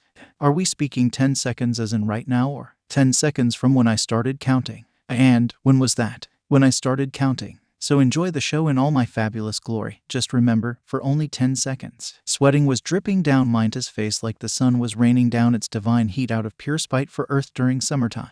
After careful consideration, he turned his gaze elsewhere before saying, I think I had my fill." "Are you sure? I'm giving an all-you-can-view buffet here, full access and permission." "Yup, really. I mean my ass is just hanging out back there, and it's a pretty rocking ass if I do say so myself. I am good." "Yeah, I effing thought so," grumbled Roomie, focusing her eyes forward again. There was a specific reason why in such a place like Yasei Alley, Roomie dealt with very little harassment other girls might experience there. All it ever took was one example. Without much else fanfare, the battle trail quickly began. Batch 1, Heroes, Team E, Toru Hagakure and Yuga Aoyama. Villains, Team G, Denki Kaminari and Kyoka Jiro. The first match of the battle trail was fairly standard in the beginning. Based on each of the students' quirk, the strategy they decided to go with was basic but effective. Team G, as the villains, decided to hole themselves up in the same room as the bomb. Kaminari positioned himself on standby, ready to blast his electricity at anyone who enters the room. Meanwhile, Jiro was using her earphone jack to listen in on all the movements outside of the room so they can be aware of what direction their opponents would be coming from and possibly even know what their plans are. Knowing the rather low destructive power the other team had, their raiding ability would be limited, making it easy to anticipate what methods they'll use to break in trying to get to the bomb. Team E, as the heroes, spent their time looking for the room the bomb was in and then examining all fours wall to see which was the best for them to enter through. The front door would be the easiest entry point so they won't have to waste any energy creating an opening, but it'll also be the most obvious. There was no way they didn't expect some plan around that entrance. The entire match will come down to how Team E enters the room. "Aoyama, I have an idea," Hagakure says to her partner. Her questionable European classmate twinkled as usual, replying, "I'm all ears, madam. Let's have a glamorous victory." On the other side of the wall, Jiro alerted Kaminari, "Look alive, Thunderhead. It seems they're about to do something." "Uncharged up," the electric quirk user states. Sparks flared on his body, prepared to lash it out. Thankfully, Jiro found some material in the room that made a great insulator. She can cover herself in a makeshift fort and hide so Kaminari can go all out. Meanwhile, she would hide and would only come out as a last resort sneak attack in case any of them got past Kaminari. Even with Inviso Girl, no matter which direction they come from, I'll know where they are, was Jiru's mind as she focused on her quirk. Even now, as you plot I can tell where you are. She could hear both of their heartbeats by one of the side walls. They had quickly left to go into one of the other rooms but had quickly returned, probably to get some weapons to help them break through the wall. They expected we'll barricade the only door inside as planned. A bit impressed with her plan, Jiru smiled to herself. "So, how will you get in?" She expected possibly they might try a pincer maneuver, but instead, they were still together by the wall. It's going to be an all-in-one from that wall, Jiru instructed Kaminari, who nodded and turned in the correct direction, putting himself in the position where he would be in the direct blast when they bust in. Not only could Jiru sense where they were based on their heartbeat thanks to how inactive the building was, but she could possibly predict the exact moment when they were going to act when their heartbeat suddenly rises. All she had to do was keep track of those two heartbeats. But then suddenly one of them disappeared, the one belonging to Hagakure. Not move away, but fizzled out at an unreasonable speed. Then all there was a clunk of metal hitting the ground. Jiru put her full focus into her quirk, trying to figure out what happened. Heartbeats simply don't disappear like that, but despite how far out Jiru tried to listen for, she couldn't hear Hagakure's heartbeat anymore. There was a bit of panic, both of our confusion and a bit of concern. Where did she G? Bong. Right then, a grand metallic ringing of a bell boomed out from where the pair were. Jiru yelped out in pain as she retracted her quirk and covered her ear from the banging noises echoing in her ear. Hearing his teammate shriek snapped the boy out of his focus, and Kaminari looked back at her and asked, "Jiru, what's wrong? What was that loud clunk?" His answer never came, as right then a light blue laser burst through the wall at an angle. Though it was quick, the laser lasted more than a second and beamed vertically down the wall, tearing it apart. "Hope you're ready for a shock to your system," Kaminari exclaimed, getting his focus back together and aiming at the carved-out hole in the wall. The electricity began to build back up. "Time out, my sparky friend. I can't sparkle if my stomach is killing me," stated Aoyama as his hunch-over body stood at the hole. He looked a minute away from blowing chunks. Kaminari looked confused, half considering blasting him anyways, until a thought came to mind. Shouldn't there be two of them? Crack. The sound wall rumble being crushed echoed behind him. Following it was a feminine voice trying to whisper, "Shoot." As he turned around, Kaminari realized that Aoyama's laser not only made an opening in one wall, but also the one across as well. A pincher. How did Jiru miss that? Kaminari thought, but he pushed those thoughts away to focus, generating his lightning to discharge it. "So that's what you're going for. I won't be that easy." Before he discharged his electricity or finished his sentence, he felt something strong crash into his face right as he turned around. It knocked his feet and completely befuddled him. Boing. Yow. Jiru was still recovering when she witnessed her teammate go down. She couldn't see the person who knocked him down, but assumed it was Hagakure, putting an ear jack into the ground again to track her again. "Arg, he's down. But maybe I can still." "It got it," declared Hagakure, tapping against the bomb loudly so everyone can hear it. "We win, we win. Match 1, winner, Team E." "Wow, that was impressive," commented Izuku as he watched the entire match from the observation room with the rest of the class in All Might. "Madam, here are your clothes," a still hutch over Aoyama tells, trying to hand back her gloves and shoes. "Thank you," Hagakure replied, accepting it and began putting them back on, pausing before telling Aoyama, "Stop looking." Kaminari groaned as he got back up. "Damn, Hagakure, you got a strong hook. I never saw it coming." Bashfully, the invisible girl rubbed the back of her head. Or at least people assumed that's what she was doing, saying, "Oh, it was nothing. My dad, he taught me some boxing he learned when he was in Europe." "That's wicked," he commented before staring at his hand. "What did you do to deflect my attack?" "My hand went boing back there." "Right." The gloves of Hagakure levitated there for a moment before looking like it tapped something on her body. "Oh." Kaminari. Suddenly Hagakure started pounding away at Kaminari. "Oh, ouch, hey, what did I do?" questioned the confused boy as to why he was getting smacked. They were as bad as that punch he took earlier, but it certainly didn't help with his spinning head. A voice crack appeared as Hagakure tells him, "You shocked them, that hurts." "Who's them?" The full context of the conversation was lost on the class as excitement rang out on the finishing of the first round, only to look back to see one of the classmates smacking away at the other. "Ew, please return here," All Might announced to them, hoping to remind them that they were being viewed to get them back on track. Afterward, All Might spoke silently toward Izuku, telling him, "Now young Midoriya, listen closely. What comes next is going to be the most important part of this exercise."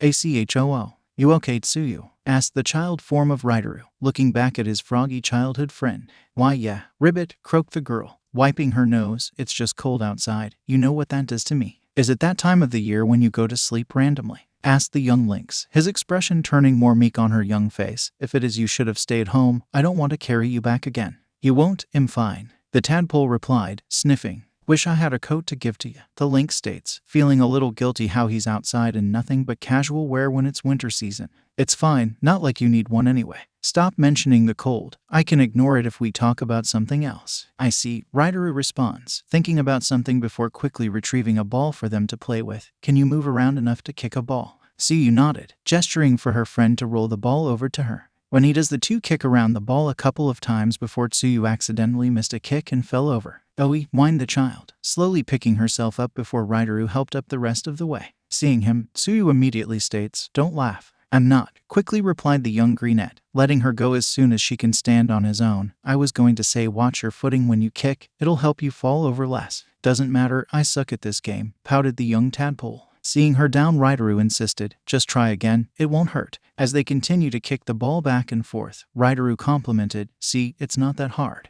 You're getting used to it." "I guess," mumbled Tsuyu, taking the good words to heart. "Anything you want to talk about? Just kicking around a ball isn't enough." "Okay, give me a moment. Hurry." Okay, what do you want to do when you're older?" Don't want to say." "What? You were just badgering me to talk, now you refusing to over the first question." "It wasn't even that weird of a question." "Unless, what weird thing are you into?" "Not that. It's because my answer is embarrassing." A blush appearing over the young child's face. "Oh, what is it?" "I'm not saying." "Okay, I was just curious, because, well, I was thinking about my own and felt kinda guilty about it." "Why? Do you want to be something bad?" Waving his head to knock the notion down, Rideru replied, "No, what I want to be is quite the opposite. It's just that I don't feel like I'm doing it for the right reason." "The right reason?" asked the young tadpole, tilting her head. It's like if I asked to borrow your backpack because I forgot mine, but actually I'm borrowing it because I hate the backpack I have. It feels deceptive, like I'm taking advantage of a friendship."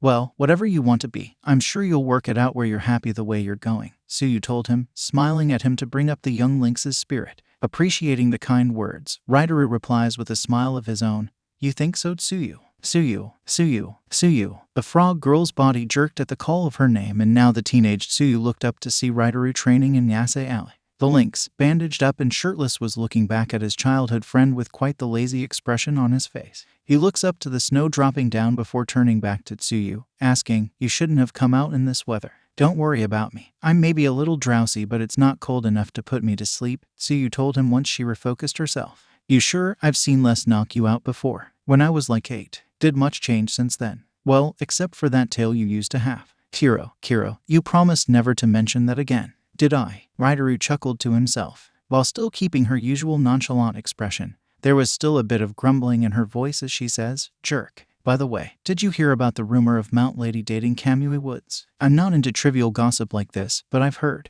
answered the lynx. "Why?" "Most are saying she's trying to get into a relationship with Kamui to leech off his hero popularity." "Is that it? Really?" Rideru questioned, turning away from the frog and continuing his training, swatting cans off of poles with a wave-like motion. "It's not the most far-fetched accusation considering S records," Tsuyu explained. "She knows how much press a hero couple can get, and I can tell she thirsts for attention." As the lynx examined the cans he knocked over, he replied, "Don't get me wrong, I completely see that as a possibility. I just don't find it to be anything for me to care about. I mean, so what? The girl wants to date someone for fame, biggest revelation of the century. It's not that outrageous to bring about anything significant, but people don't find it right to use someone like that, especially from the position of a hero," Tsuyu told him, staring at him in anticipation. She was trying to see if what was green is still green. Rideru simply shrugged. "Meh, he'll get over it. My condolences to a fellow man if that's the case, but the world sucks at times. Gotta get over those bumps. I mean, heroes are just people after all. Not like they have any initiate trait that makes them good." A squint appeared on Tsuyu's face to this response, stating, "Speaking of which, what do you want to do after?" "After this, probably some food."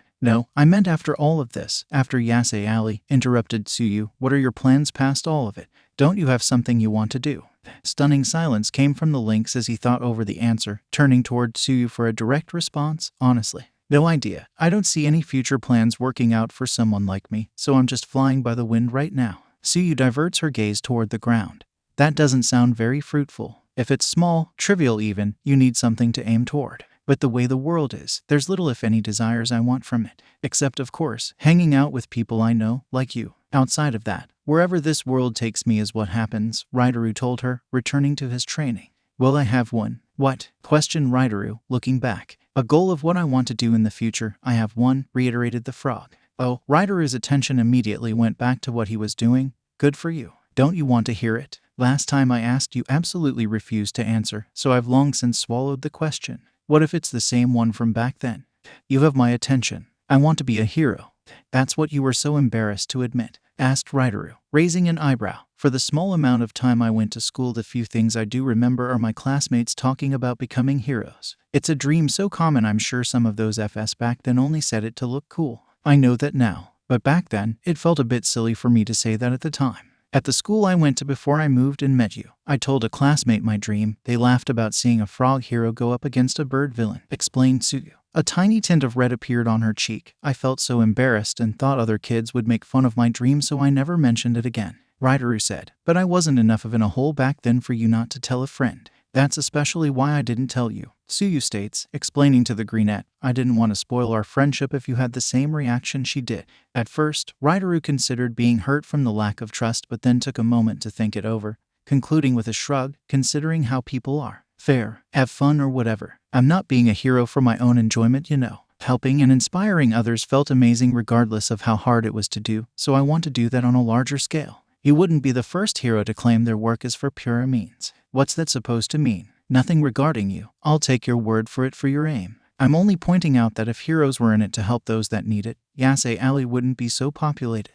One would think the people whose career is to help people would come to the place where a bunch of damaged teenagers are just waiting for something to take away the pain of their life. As Riduru spoke, he stopped training momentarily. He couldn't help but scratch the scarred eye he hides behind his hair. He regretted opening it a while back to train, as it now began twitching, becoming extremely irritable. That's all the more reason why the heroes industry needs some new blood in it. Kicking and crying over every issue doesn't change anything. Sometimes you need to be the change you want to happen. Corny, chuckled the Lynx. With a swift slash of his wrist, a blurred object ripped the midsection off a soda can, leading the aluminum object to spill out its contents. Riduru smiles back at Tsuyu, stating, "Good luck with being a hero though. Hope you save lots of people." Tsuyu nods at her friend's comment. As Riduru was about to return to his training, he stopped because of a sudden coughing fit that had him buckled over. Right then, Tsuyu turned her head away as a guilty expression appeared on her face. Softly, she mumbled, "When I become a hero, the first person I want to save is you." Stopping his tracks, Riduru looked back at her astonished. "So until then, can you hold out for me?" continued Tsuyu, facing him. Her eyes were quite watery. Instead of responding, Riduru smiled at her, walking over to his longtime friend. Once in front, he crouched down till they were eye level. Right as Tsuyu was about to say something, the Lynx tapped her forehead with his finger, stating, "You wish you had said that back then." Stunned by his words, Tsuyu gasped, "But, I mean it. Why would you reject it?" "I know you are, but we can't change the past," Riduru said, shaking his finger at her. "Plus you know how much I hate fake stuff. Of course I won't accept this false reality, even in your dreams." Tsuyu only looked disappointed, knowing she couldn't go against what was happening or what had happened, only regret. "Now do me a favor," requested Riduru, making sure she was looking in the eye. "This isn't healthy for you and there are meaningful things you have to do, so wake up." Clap. Suddenly, Tsuyu's eyes jolted open. She sat up to discover herself in the sickbay. By her bedside were Rumi, Takoyami, Shouto, and Momo. Takoyami was the first to comment, "You're awake, Tsuyu. Are you feeling okay?" Momo added, "What happened? I was in a match," immediately questioned the goth frog. With his stern composure, Takoyami questioned, "Do you not remember?"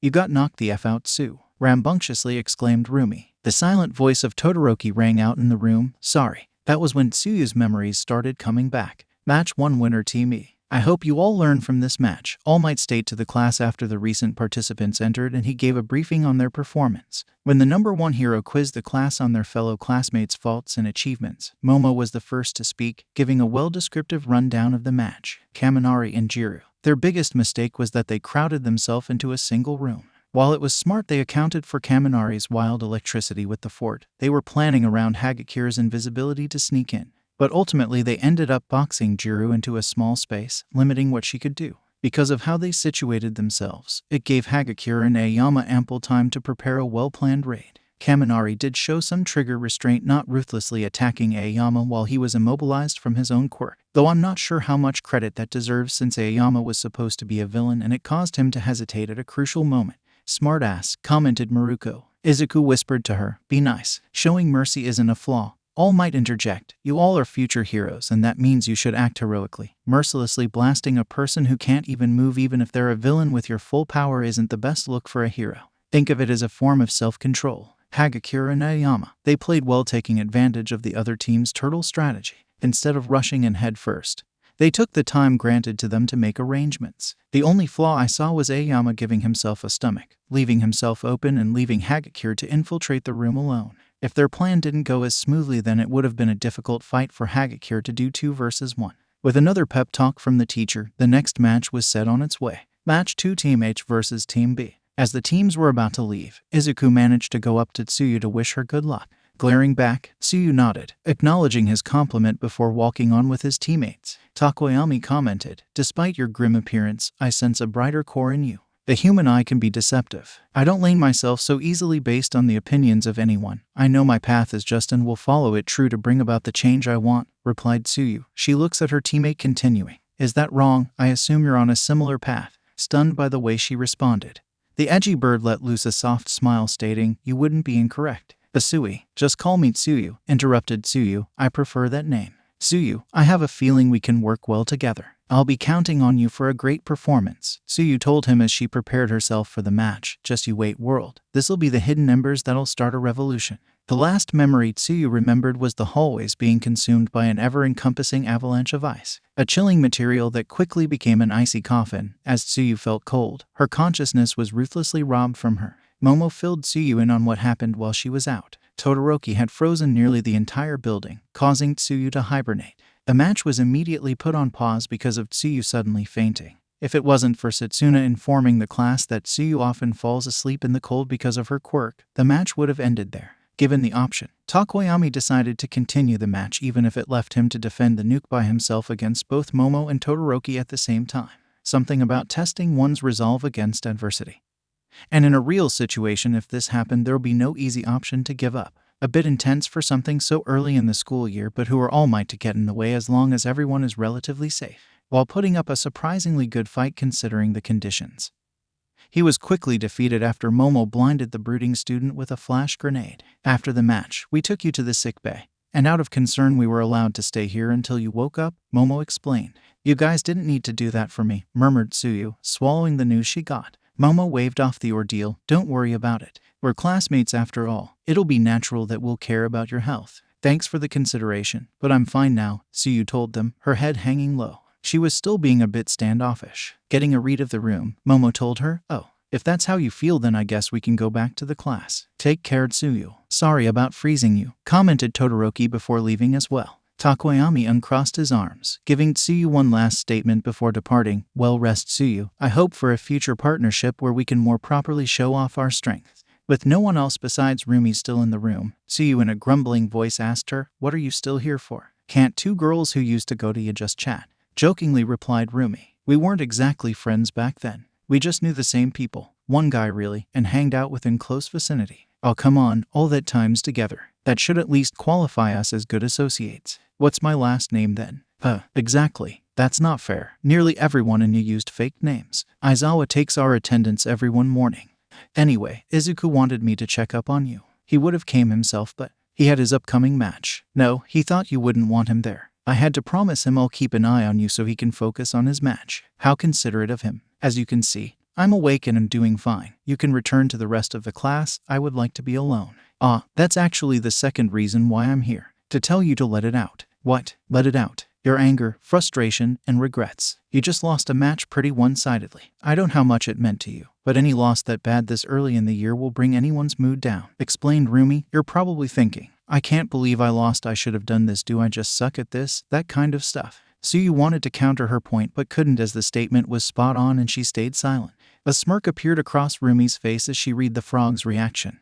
Continuing, "So get that anguish out. It'll make swallowing down the loss easier so you can move on to try again better." While hesitant at first, Tsuyu began heeding the advice, scrunching up the bedsheet below her as her face expressed the utter dread and anger she was holding in from her recent loss. It wasn't just losing in the class activity, it was disappointment toward herself, almost embarrassed at the bravo and confidence she displayed for the build-up to be a wash. A hand was over her eyes, for if they were visible, Rumi would see they were on the verge of tears. How quickly what felt like one's moment could shatter so easily. Patting her shoulder, Rumi comforted, "That's right, get it out. Do you need a wall to punch? Maybe not here, but I saw some pretty hittable walls in the school." "No," snapped Tsuyu. Past all the sentiment, she remembered exactly who she was speaking to and promptly shifted her shoulder out of her grip. Still swallowing down her defeat, she took a moment to compose herself before asking, "How are you sure this'll be helpful?" "In the context of losing a fight, I can't relate as I've never lost, only failed to win," claimed Rumi, puffing out her for she was proud of that statement. She then nudged her head toward the TV before stating, "But if you want to see someone who grew to be better from being able to swallow down all their LS." Looking in the directed direction, Tsuyu noticed that Izuku's match was playing on the screen. She couldn't hear anything, but Setsuna seemed to be speaking to Izuku about something right as they were entering the building. What makes him so special? Tsuyu asked. Roomie chuckled to herself. Let me put it like this. Despite being massively lackluster when I first met him, from all the guys I knew who dreamt big, he's the only one who's still making progress toward it. The screen demanded the girl's attention as an explosive blonde burst onto the scene, charging straight at Izuku. Even today, he's facing against one of the bigger LS he has taken before. Win or lose, the fun part will be seeing how he handles it this time, commented Roomie. Deku, screamed Katsuki. There was no subtle in who he was aiming for and what he was planning on doing. Yet, to Katsuki's surprise, Izuku simply faced him with a stern face of determination. Foreseeing every aspect of this opening attack, he took advantage of Katsuki's right swing by using Black Whip to wrap up the blonde's wrist and yanking him forward to disrupt his attack. Tactics log. People are the most vulnerable right as they're attacking, was what ran through Izuku's mind, remembering back to what he's been training in for the last couple of days. Without a second delay, he grappled the outbalanced Katsuki's arm and slammed down him over his head to the ground.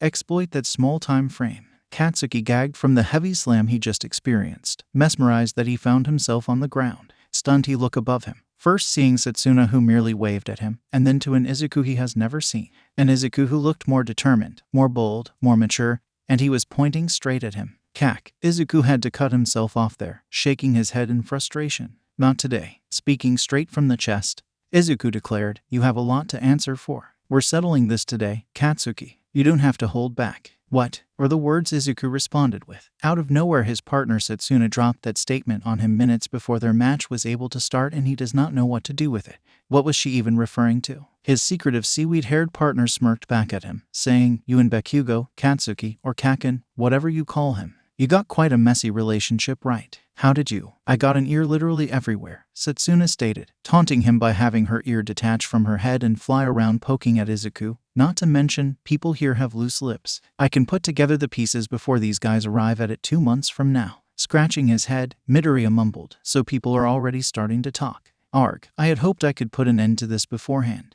The semester just started. You still have time. That's why I say don't hold back. Let it all out and air out all your dirty laundry with each other. I don't think this is the best place to put it all out there. Don't worry about it. Don't ask how, but let's just say I know that the monitoring systems here will suddenly lose all its audio when our match begins, making everyone, including all the other students and All Might, unable to hear what's happening.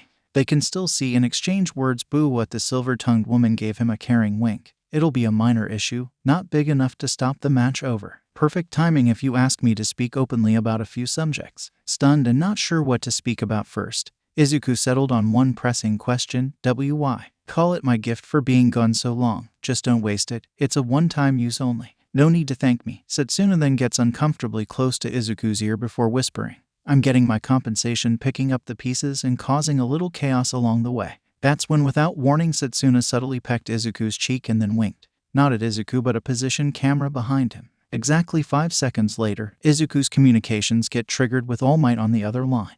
Young Midoriya, what the F? Capping from that statement even existing, Izuku replied, what? What I do? As All Might spoke again, Izuku could tell he was whispering, I know you're young and I'm the last person to speak on flirting with too many beautiful women at once, but it's called timing. Also, I was under the impression that you and Miss Roomie were already a knot. Loyalty, commitment, and respect are key traits for being a hero and a good person, young Midoriya.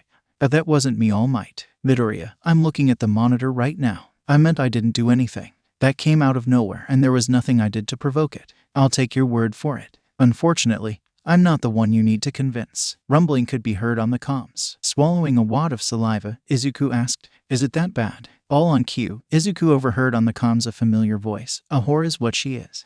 Yes, was All Might's reply, but I'm sure she'll understand as long as you talk about it. Communication is important in a relationship. Crash.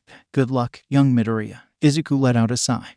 Thank you for this, All Might, Izuku genuinely replied. His mentor replied in the same manner, do your best. You ready? Setsuna asked with a cheeky smile. She knows what she did. Izuku told her, as much as I can be, thanks to that stunt of yours. Don't sweat it. I'll be the ire in her eyes, but she already distrusted me, so nothing changes. But you needed a break. You were tighter tuned than a drilled-in screw. You loose yet? Heh, I guess I am. Well then, let's get to work. While Team A had prepared themselves outside, Team D was having a different kind of conversation on the inside. Listen, Octo F'er, I don't care what the F you do, but don't touch Deku, asserted Bakugo, aggressively pointing his finger at his partner. He's mine and mine alone. Shoji was unmoved by the explosive blonde, replying in his usual calm collective voice, "Listen, I don't care what your relationship with him is, I just want to win. Don't screw that up. F off. An extra like you should be the one on guard. That lizard beach can be tricky, so grow some more eyes and effing peeled them before she pulls one over on you," stated Bakugo, marching toward the door. "Do that and we'll have this in the bag."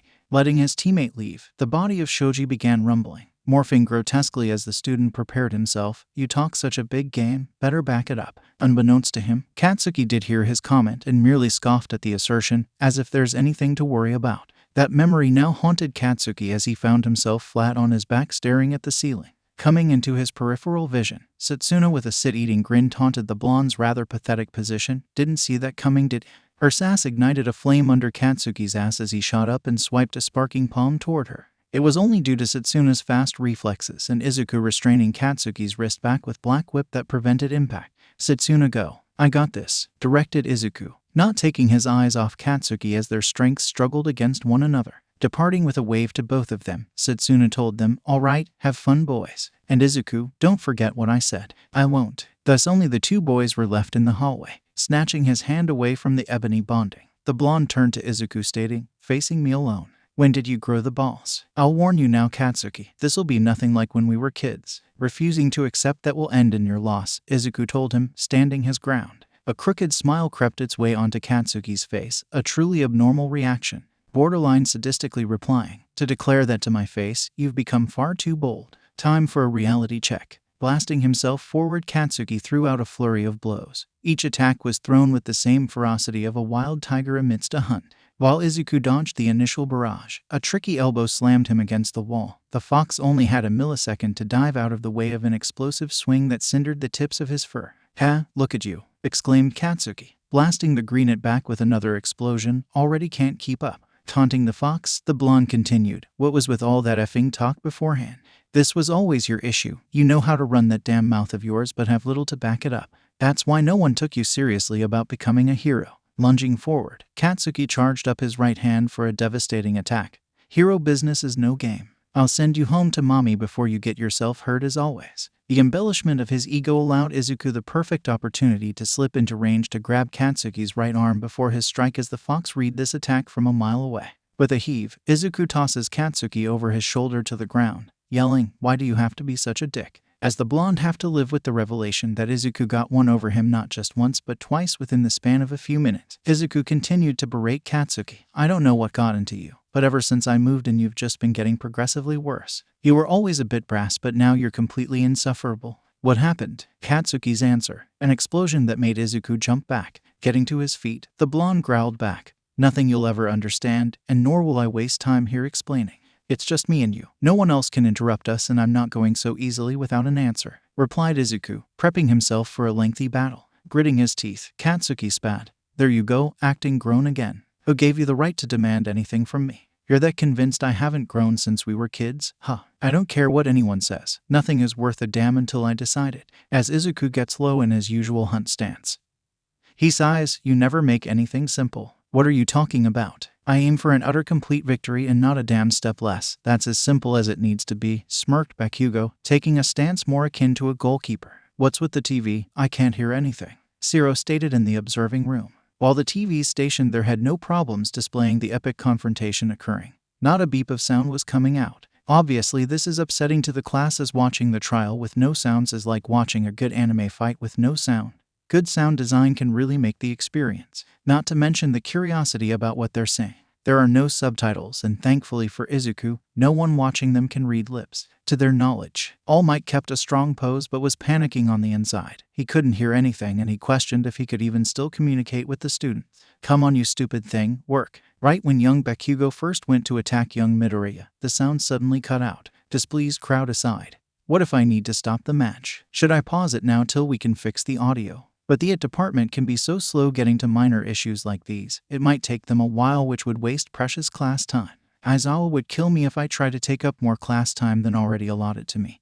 That would mean the battle trail would be delayed till another week. Izuku has been looking forward to this for a while. He needs this closure and it may cause more harm if I stop him now. Why did this need to happen now? "Professor All Might," called Momo, walking over to the brick house teacher, "is this supposed to happen?" Please don't call me professor. I feel guilty since I mostly got this job because of my popularity, thought All Might, making sure he got his voice right before speaking. Fear not, young Yaoyorozu. This is only a minor convenience. I can hear them just fine through the comms. The answer seemed to have satisfied Momo's curiosity, who replied, okay. I hope it'll be resolved soon. At most, it'll be fixed by the next match, All Might told her, though on the inside his confidence in his words was vastly different. I hope. For now, I'll let it play out. Hopefully, it doesn't get too out of hand. What are they doing? Questioned Tsuyu, looking at the screen. With no sound for context, all the girls in the nursing room saw was the battle swiftly changing from a fight to Izuku attempting to dash past Katsuki but getting caught and thrown back. Tsuyu continued to comment, why they're fighting this way aside, all he's doing is failing over and over again.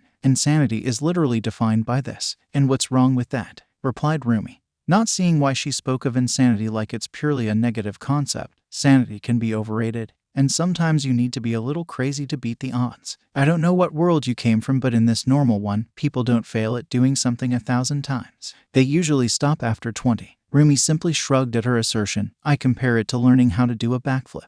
You're going to fall flat on your face a couple of times. Of course, I'm heavily understating the number of tries it'll take. Unless you're a prodigy like me, She was bullshitting. It took months before she could stick the landing of a backflip.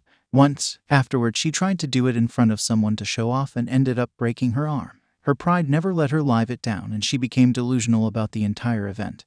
This wouldn't be the first or last time of this habit. Grand's rewards are on top of tall mountains many won't confront, so if your heart is in it, you can achieve something amazing. A proud declaration Roomie made, because internally she was in a panic at Izuku's struggle. Come on Izuku, pull out something good already. It's hard to hype you up when you're losing.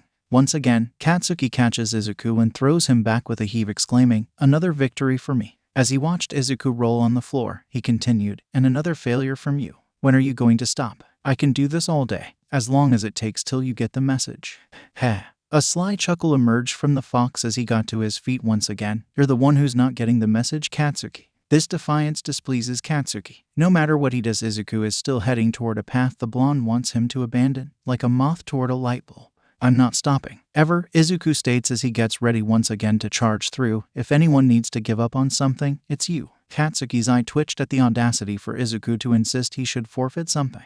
Him, a child who used to cry all the time when they were kids. The boy who he was ordered by their parents to always watch over him. This weakling who once had his lunch money stolen by a gang of geese. Apologies, that must have gutted your pride, commented Izuku. Since I'm gonna have to shred mine, I might as well do yours as well. Let's both peel our outdated shells. Hearing his ramblings, Katsuki's rage was being drowned out with skeptic confusion, prompting him to ask, what the F are you on about? Losing that game we played a few nights ago, when you were supposed to drop me off at the train station. Admittedly, it stuck with me for days. I couldn't get it out of my head, and I was trying to cope with that failure by attempting to win using the exact same tactics. A little foolish, but worth a shot. As Izuku gets low again into his hunt stance, as his body begins a slow glow up from the surge of energy that was building inside. With his sharp eyes snapping all his attention onto Bakugo, he tells him, let the real match begin. Calling out his boldness, Bakugo scoffed. Trying to act flashy because you're losing won't change anything. As the beastly form of Izuku flashed forward, Bakugo was taken aback as he lost track of the fox from the absurd amount of speed he exhibited.